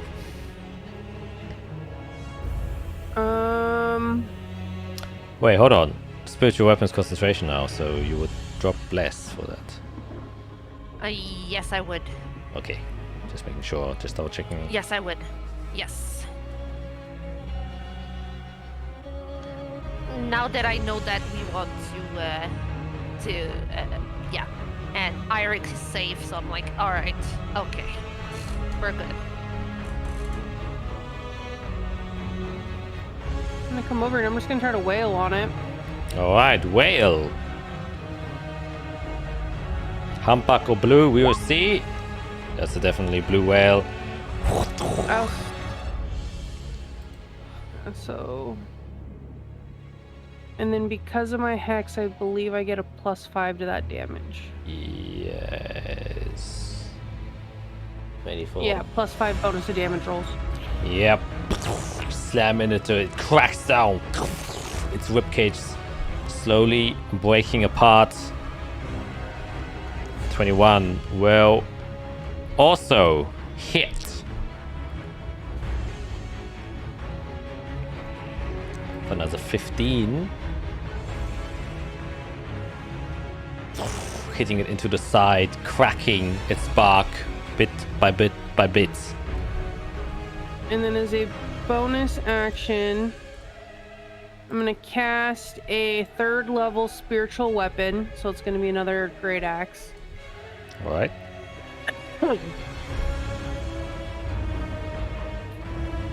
And I'll just put it like the space like next to Fiera. I think you have access to a spiritual weapon, right? Yeah. So you can pull it in yourself, I mean, as a token. Oh, I can? I think so. You should. Yeah, I can do it. So With How do it. I Jack do made that? it so we could. So it's in. Oh, I do. I don't even know where it is.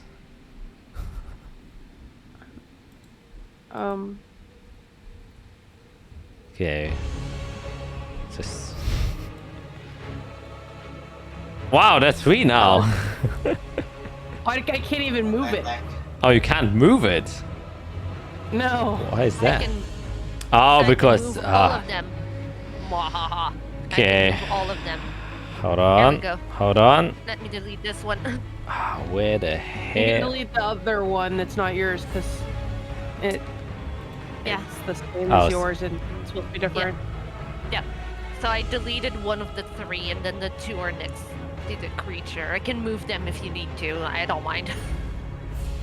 Edit token properties. Represents character. Can't I have one that does? Oh yeah, I should just make spiritual weapon. I'm dumb. Where is it? Spiritual weapon. Spiritual weapon. Spiritual weapon. Yes. Okay, you can delete the extra one because I think he's making me an axe one, Okay. so they don't look the Okay. same. Okay. It's not here. Why is it not here? Well, we'll go with it for now. Otherwise, this will take too long. But yeah, anything else? So I'll just roll the damage for it then, Yes. Oh well. or roll to hit. Yeah, we'll hit first. Let me add another one. Okay, 30. Right here. oh, shit. There we go. And then this one, if I can. Okay, I'll put this one here. I'll put a small green dot so we know it's mine. Yeah. And the one without a dot is Jade's. And I can. I can move it now. Oh, you can move it too. Oh, you can move it now? Yeah. I didn't do anything. Yeah. That's weird. Okay. Okay, I guess that works. Good, I guess. Okay then. I'm not gonna ask. Alright, so he takes 17 damage. Anything else? Yeah. I just can't move the axe that you have over there. Yeah, I'm making it count too. Spiritual weapon axe. But yeah, so that would be it for me. Alright, nice.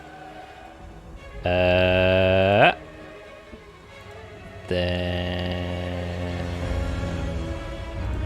that will take us to delay action turns, which now disappear, and the shambling mound also will just get incinerated by the wall of fire. As the power is being once again restrained by the not only the code, but now managing to somewhat give sentience back to the well, one who's controlling this thing in the first place. So that is that, and that will take us back to the top of the turn, which is you, Jade.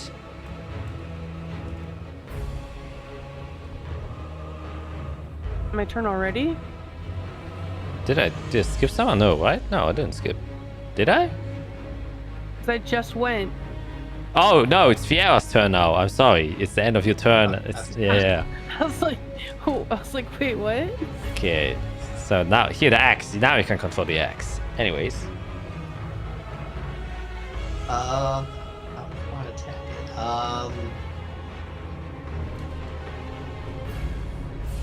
I guess there's something to say in Celestial. Now that I forgive you, I would ask but a name as I prepare spell. Alright. You hear it say, I am but once an avatar, one of the protectors of the children of Servalon. My name has been tarnished by the greed and desperation of the world left behind.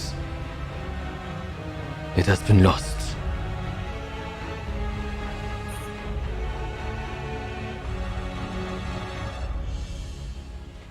What's sad? Okay, I'm gonna look at the turn really quick here. I will hold my action to try to put it into stasis the next time it attacks. alright. Very well. Then, that ends your turn, correct? Yep. Take us to Eirik.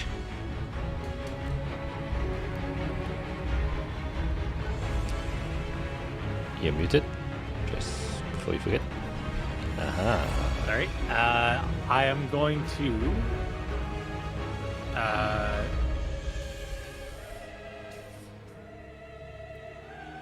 We're going to fly up another 20 feet, first of all. And I want to make sure that there's nothing else that has come close to us outside of my wall of fire.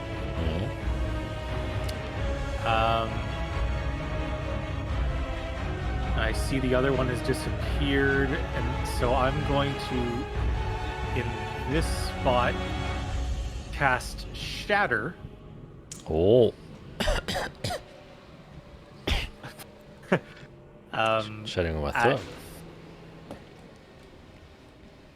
Cast Shatter at 3rd level. Right, that's a con save, correct? Precisely. Okay. Constitution saving throw, which it will make with disadvantage because he is being held back by his own form. So here it comes. That's a 6. And not only that, as it thunders out, it crashes. His brittle, petrified wood seems to react strongly against the thunderous damage being produced here, and he's actually vulnerable against thunder damage. So that is double damage there. I guess the arcane firearm damage is also thunder, so that's 12, so that's 24. As you can see more pieces of its flaking off of its body as it's being shattered. Alright, anything else?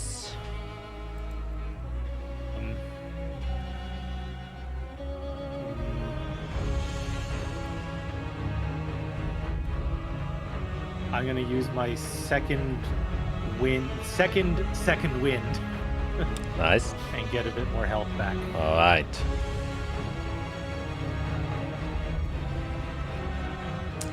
Ah, 7. That's a bit more. And that's it. Alright. Then we come to its turn. We shall see if it gets its Celestial Pulse Beam back. Which it does. So you can see now the conflict inside of him is growing stronger, and the energy that's surging up in his wounds builds up and gets collected up into where the orb is. And now it's a fight between itself whether or not it will shoot it at you guys. So it's once again a straight charisma check from it. And I'll say the DC is 15. If it does a 15 or higher, then something else will happen. But if it's lower, he fails, take control over itself, and it will shoot it at you guys. That is an 11. Does that trigger my reaction then? Yeah, it technically does.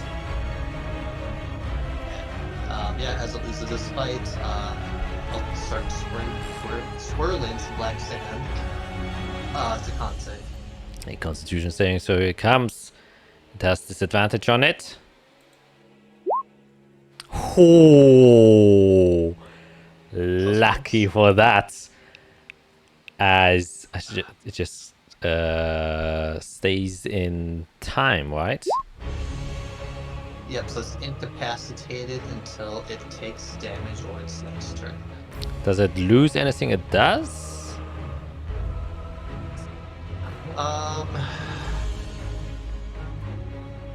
Wait, I don't know. Force the last use of the creature is encased in a field of magic energy until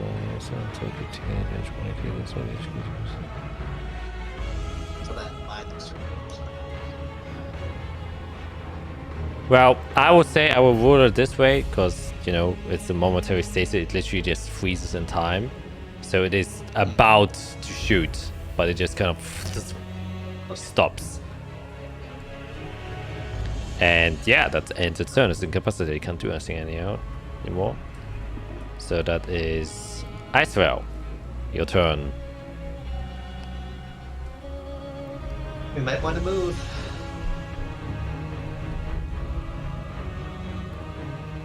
How is everyone doing health-wise? Ouch. Okay. That's a good answer. Half hurt, half not hurt. Jade.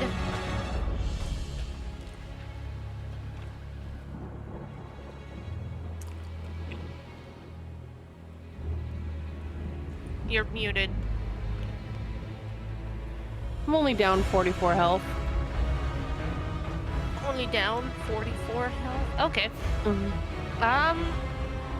Alright then. It's time for Isara to break out a brand new spell. As she rubs her hands together. And then just starts praying and then takes her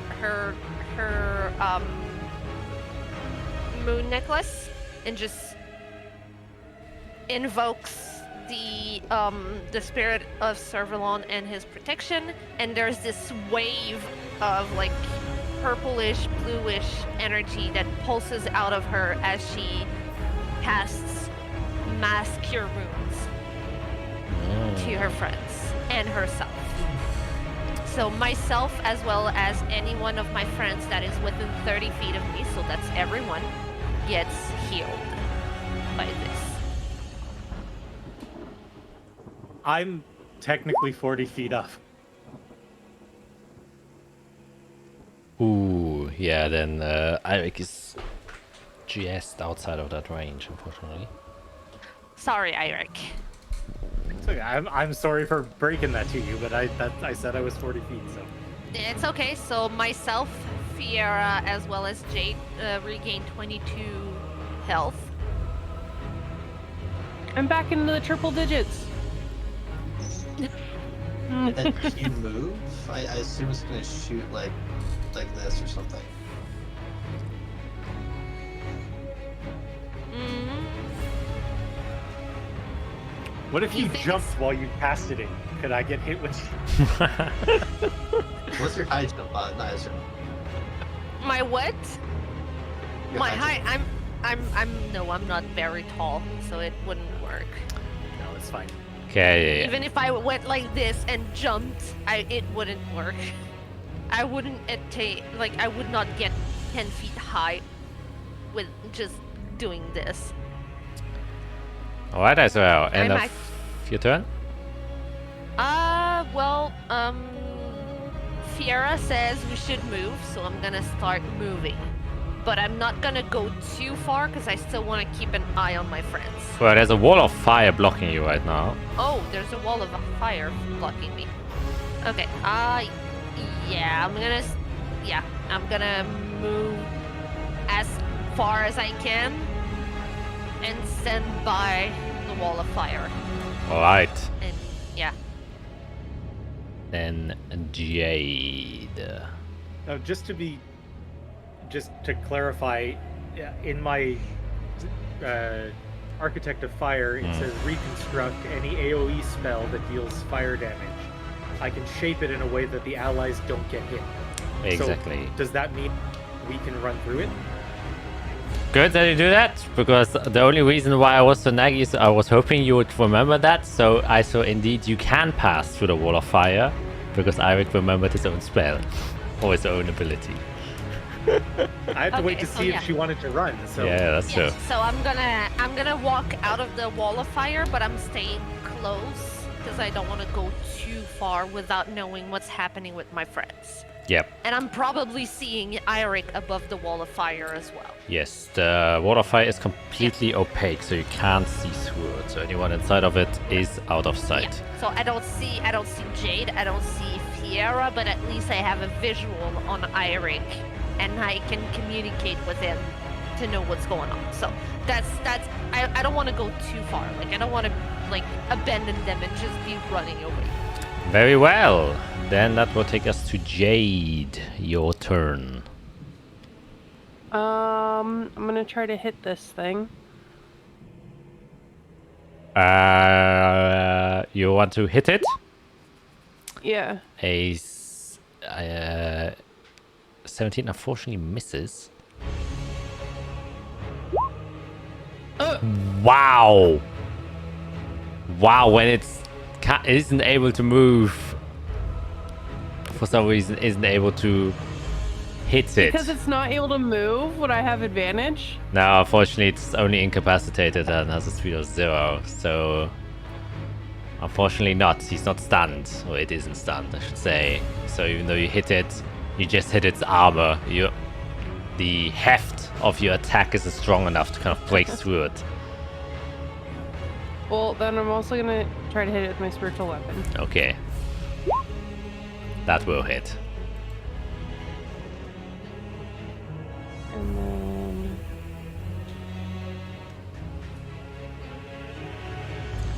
For 12 damage, which it takes, but then breaks its stasis, so it kind of starts moving again. And the beam of power is starting to grow larger and larger, and it's just about to release it. And then...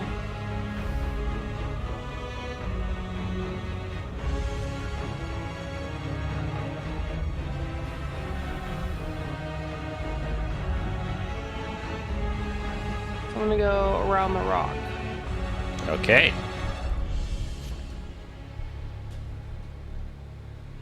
And that's it for me. Very well.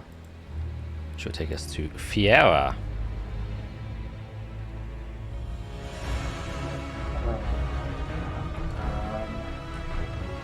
Not to be able to move this thing. I don't have full space. I guess let's try a new spell. I assume you put this in there. Gravity shock. Oh!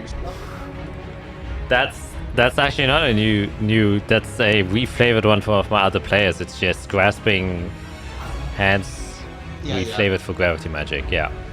Yeah. But that's not so I can't grab it. Okay, yeah, I'll try to hit it. All right. Sorry, I guess I'll try to shock it. For 11 damage, and then Nice. I don't think we can do reactions. Nope. So yeah, I will split as well.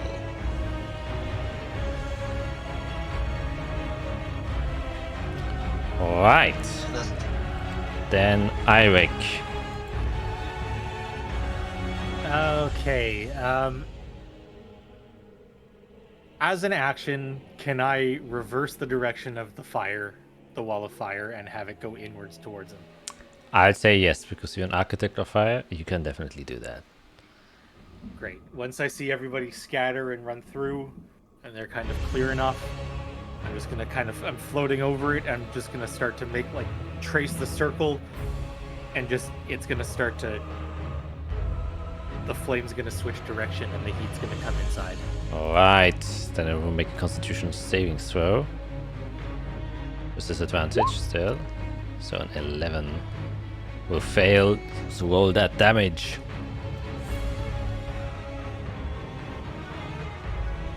Okay. 22.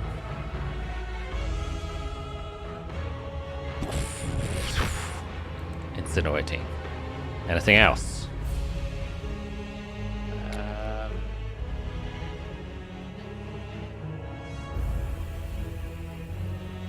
I'm going to fly.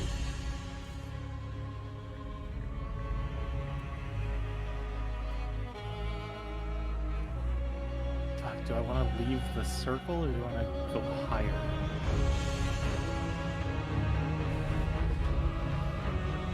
I'm gonna go higher. I'm gonna full 25 feet of movement higher. So I'm 65 feet up. Alright. Then it will come to its turn. I would say since it was given basically a halt, it gets a second try to attempt to stop it. Since it's been kind of put in time. Same rules apply. 15 or higher. And he manages to stop the Celestial Pulse Beam. A 20. So you can see the charge.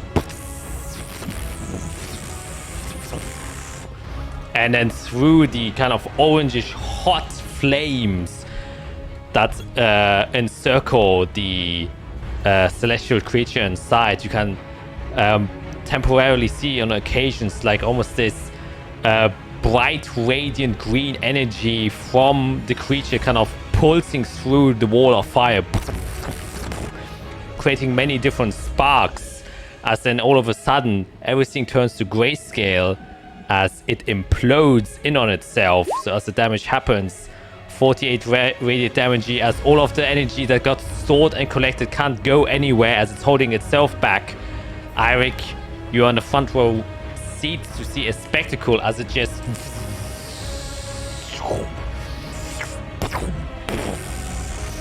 explodes. And lucky for you that you went far away, as it is a... Oops, that's the wrong one.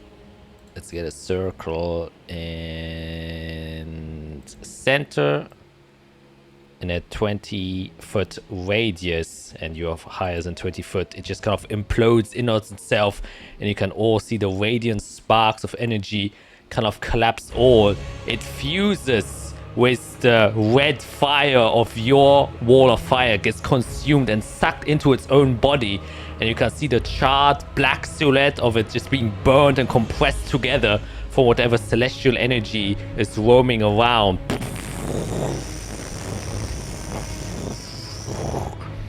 Collapsing it to nothing more than the green orb that kept it alive in the first place, killing itself in the process and leaving nothing behind but the charred landscape. As you can also see your fire start to dwindle slowly, and this large crater is left behind with only bits and pieces of the radiant green flame mixed and entangled with the red hottish flame of your spell, Eirik.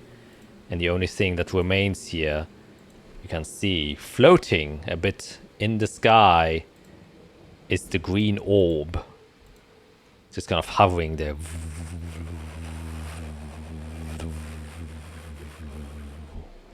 And nothing else of the creature is here.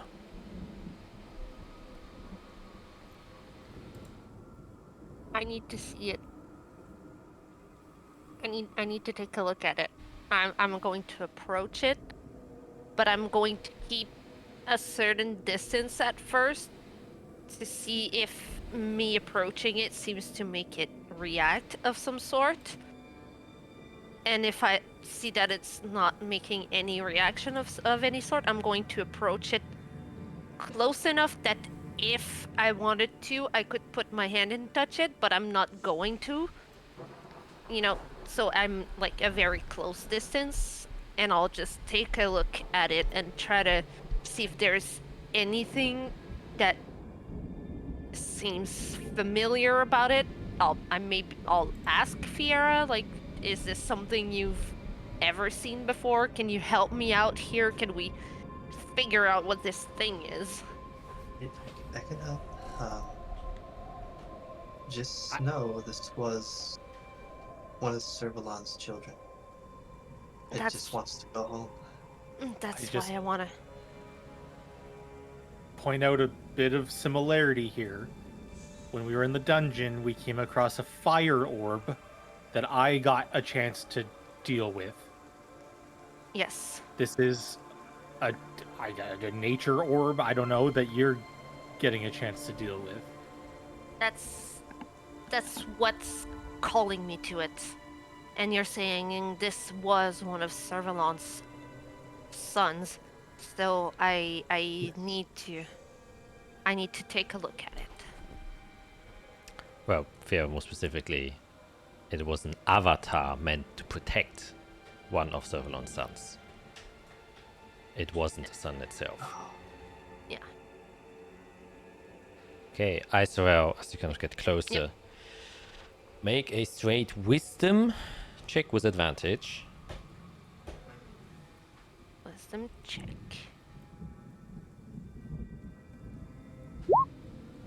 I'm gonna use my inspiration for this. I'm sorry.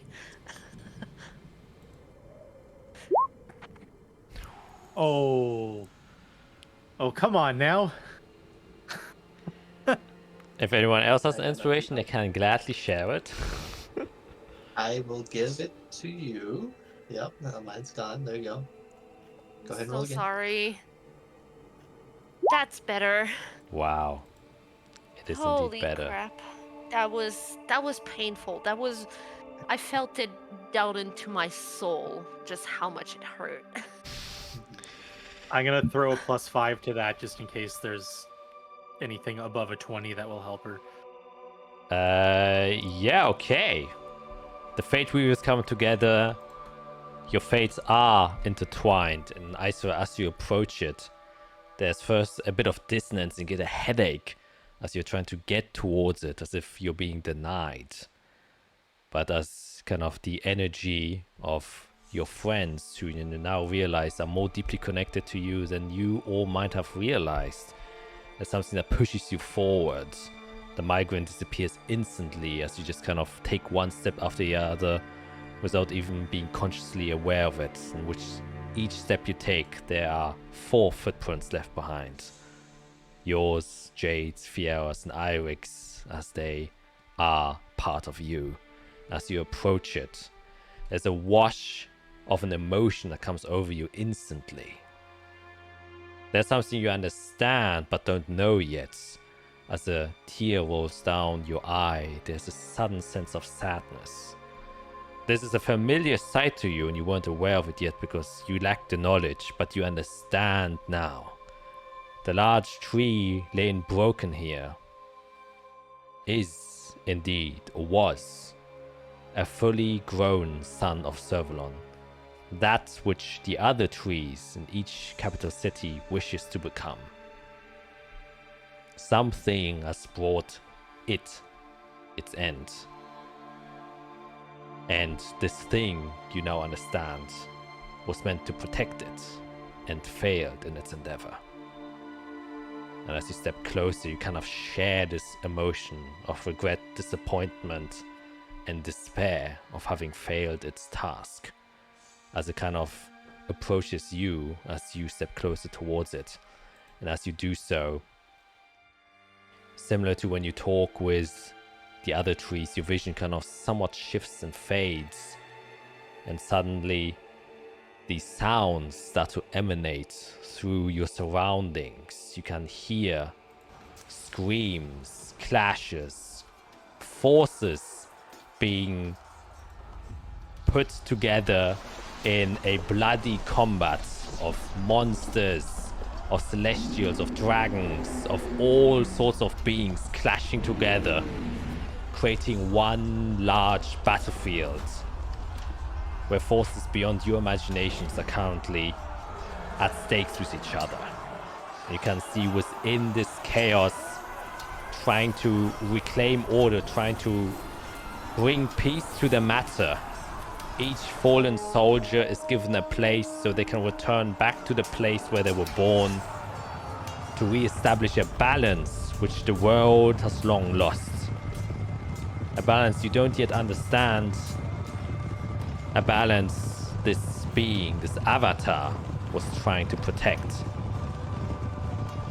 And amidst all this chaos, there is a singular thing that is at the very horizon that is so much more worse than the thousands, hundreds of thousands of people that died here.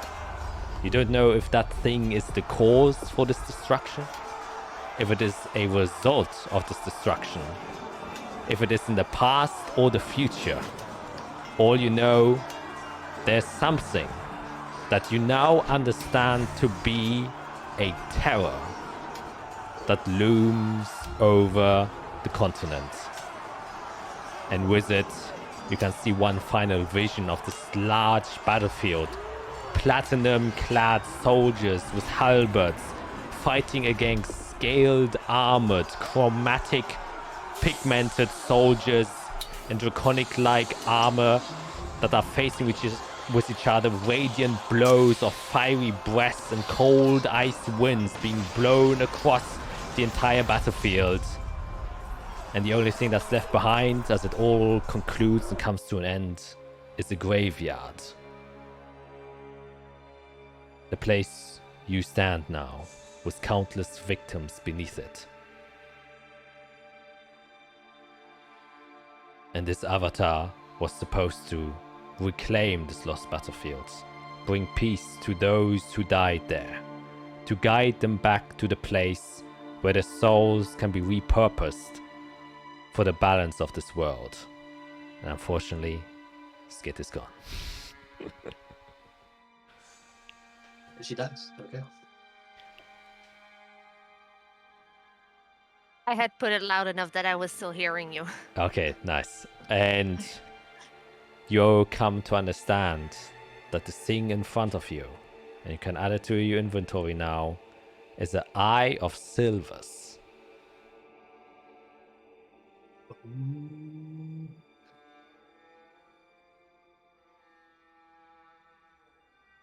Interesting. Okay. Okay, let me read this. Wondrous artifact requires attunement by a druid. Green glowing orb made out of a sylvan copper alloy pulses with the breath of nature.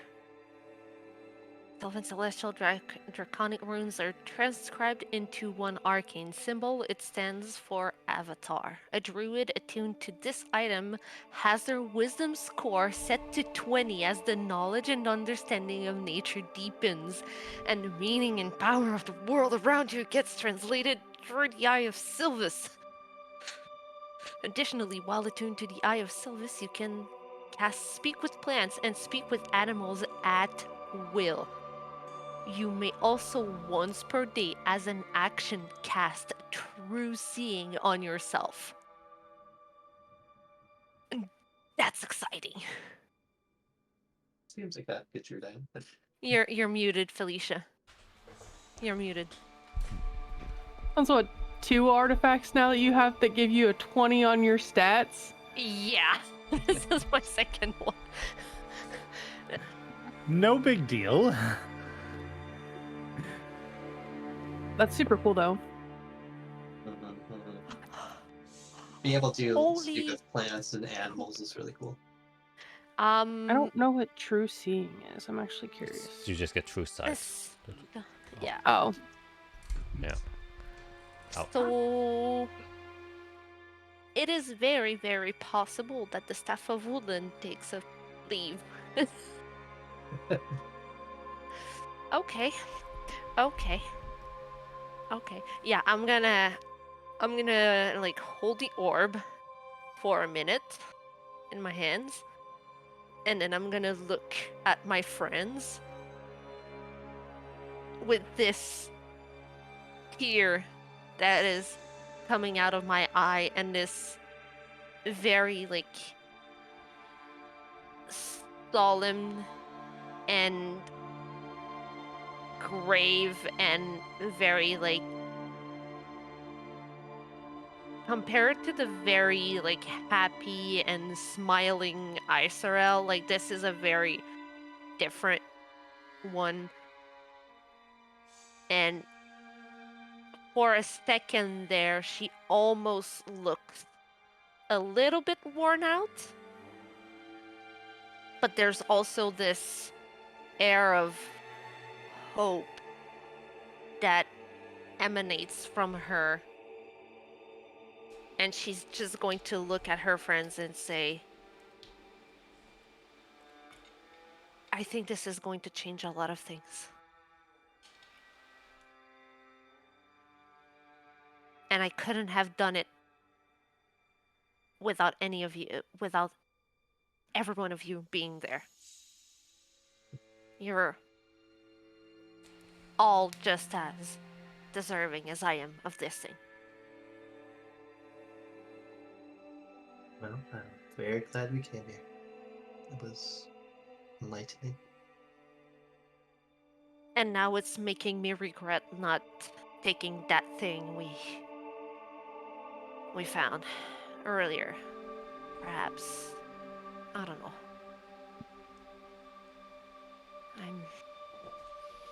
It knew you were here. You realize that, right? We just appeared out of nowhere into this section of the woods. And as soon as you went to look forward, it went, I need to go there.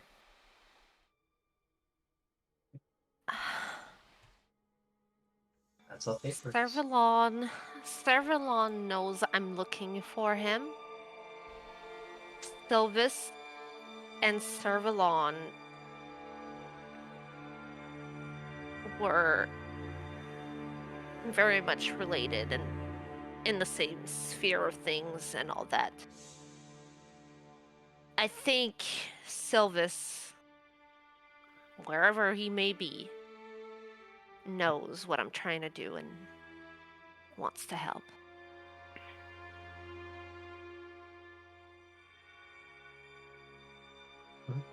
Perhaps I'll find them next. I'm sure they're acting as a seal like their others. This is making me wonder now if there are other orbs like this that we could find that could help you all as well. And I'm saying orbs because this one is an orb, but other objects, other souls or beings that are looking for us to help us. Eirik had the chance to interact with one. I've had the chance now to interact with one. I'm wondering if we could possibly find one for you, Jade, and for you as well, Fiera, that could help us in what we're trying to do.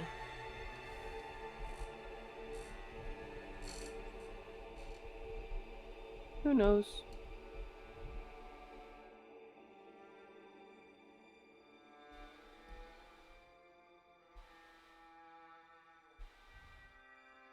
Well, regardless, Yes. forward we move. Do you have any desire to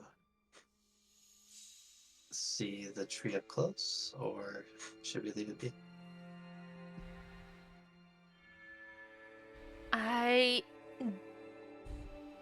He is dead. There's probably nothing left to speak with. But I would like to go and pay my respect, if possible, before we move on. And if anything, life might return now that we took care of this avatar. It was attacking everything without care. I guess I'm kind of tired, but I think we'll be safe. It's 1 mile walk, right? It's an easy thing to say and assume, yes, but I mean, truly, I need the full rest before we go anywhere else. I used pretty much everything today. Yep. Maybe we can rest near the tree. Find a nook up in here.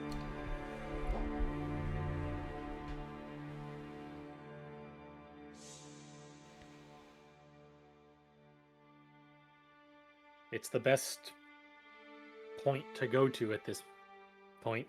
Yeah. And I did prepare hallucinatory terrain so I can make it seem like we're not there. Perfect. Does speak with plants work if the plant is dead? I don't think so. I kind of want to try it. But I don't think I'm going to be able to reach. If there's no life force left in this tree, I don't think I'll be able to speak to it.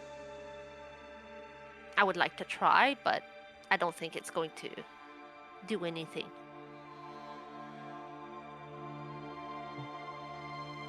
Let's go.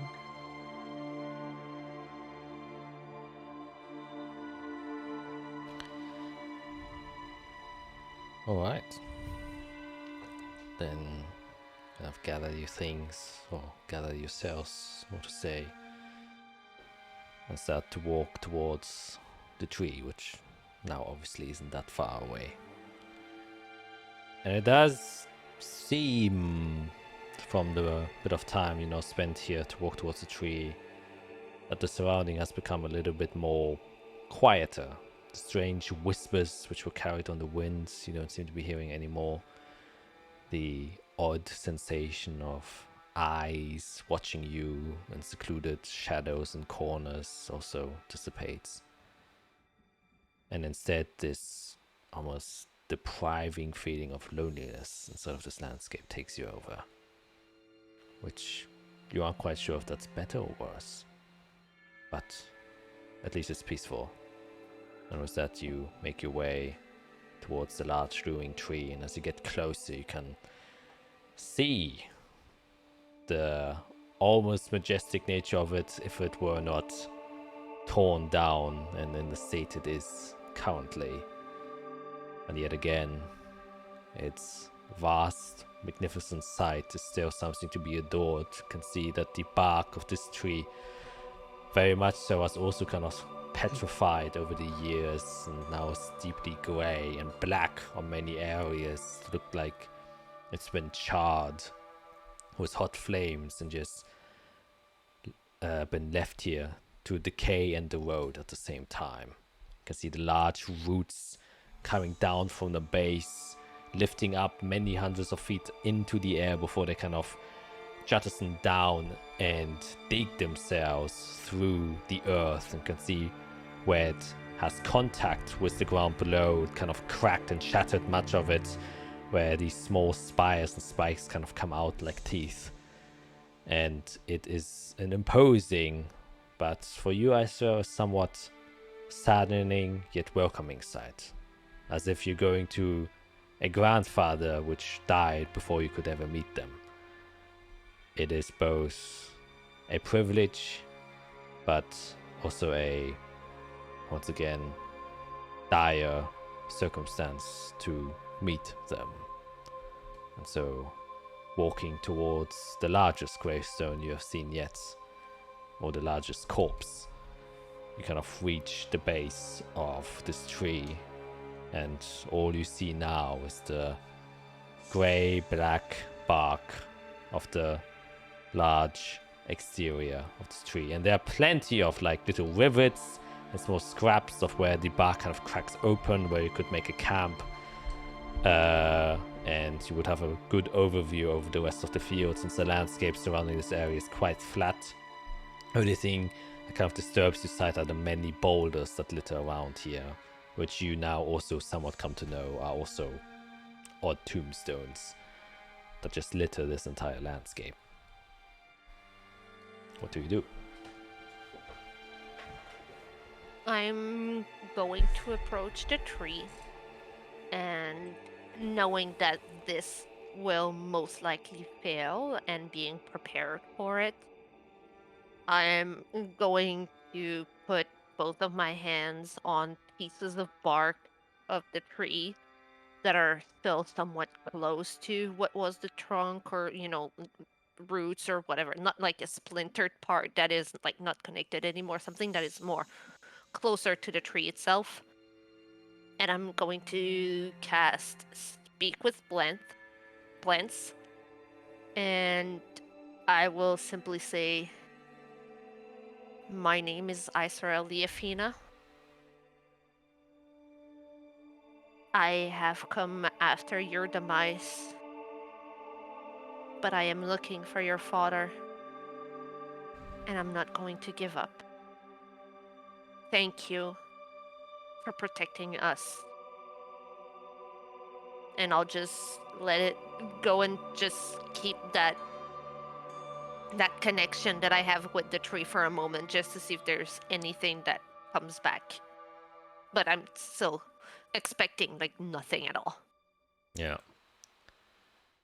Right. As you do that, indeed, you feel nothing other than the resonance of the orb that you carry with you. And you can just, for everyone, read out the last passage of that item out loud, since that now, as you approach this tree, resonates even more heavily with your heart.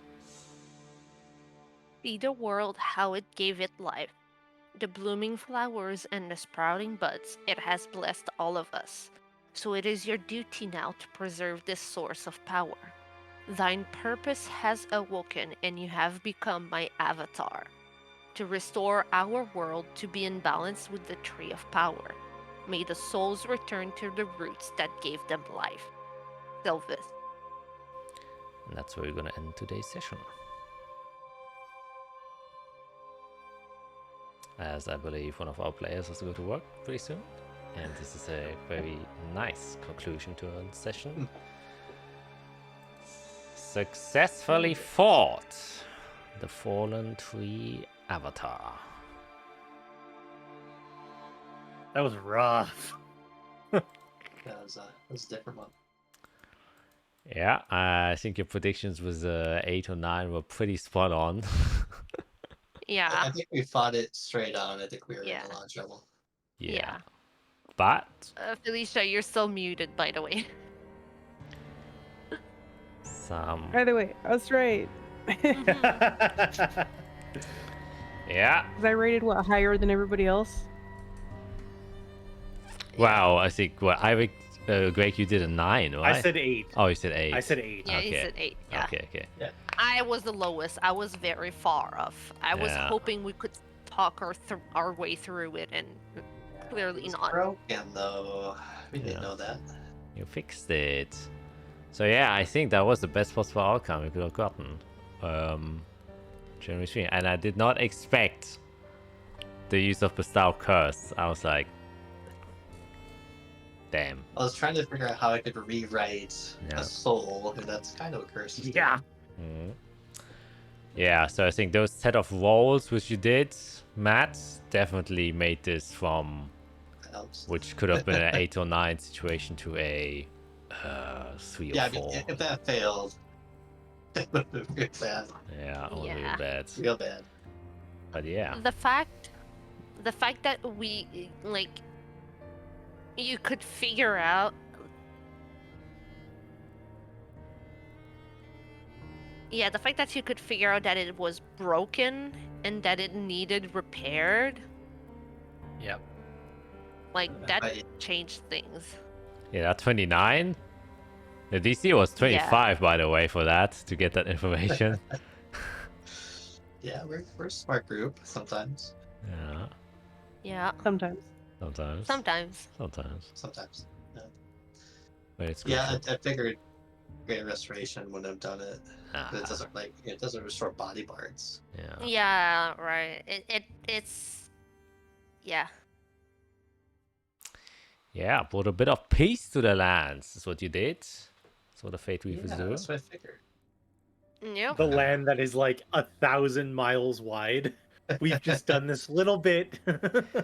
Yeah, I have to do a bit more if we want to save the continent, but these tiny bits next to the tree is a little bit more peaceful. I mean, we can say we did good, It's, though, because Yeah. this guy's been around for a long time, just killing innocent people traveling through, innocent, probably animals, too. I mean, probably anything that is alive and needs to be set to hell. It would be Forever. it would be funny to start walking around those boulders and stuff and looking at the smaller rocks and be like fox, and then you just keep walking Oh. squirrel, and then Oh you know Yeah. no. in Yep, yep. Sylvan. No, they all have a Ant, name. Ant, They all... ant. Yeah. That's so Bug, sad. bug. Is that Toby the fox? Yeah. Yeah. Gustav the rabbit. And then- yeah, they're all there. And then you have like this small one that is like Gertrude the toad druid that got squashed there. No. Oh boy. We gotta go gravestone hunting now and see if anyone Oh, interesting is over here. jeez. Wow. Looking That's at the dark. long deceased. Yeah, it is kind Yeah. of dark. It's very dark. Well, thank you for watching, and congratulations to these folk once again coming out on top. Please like and subscribe for good shit, and we'll see you guys next week. So until then, bye.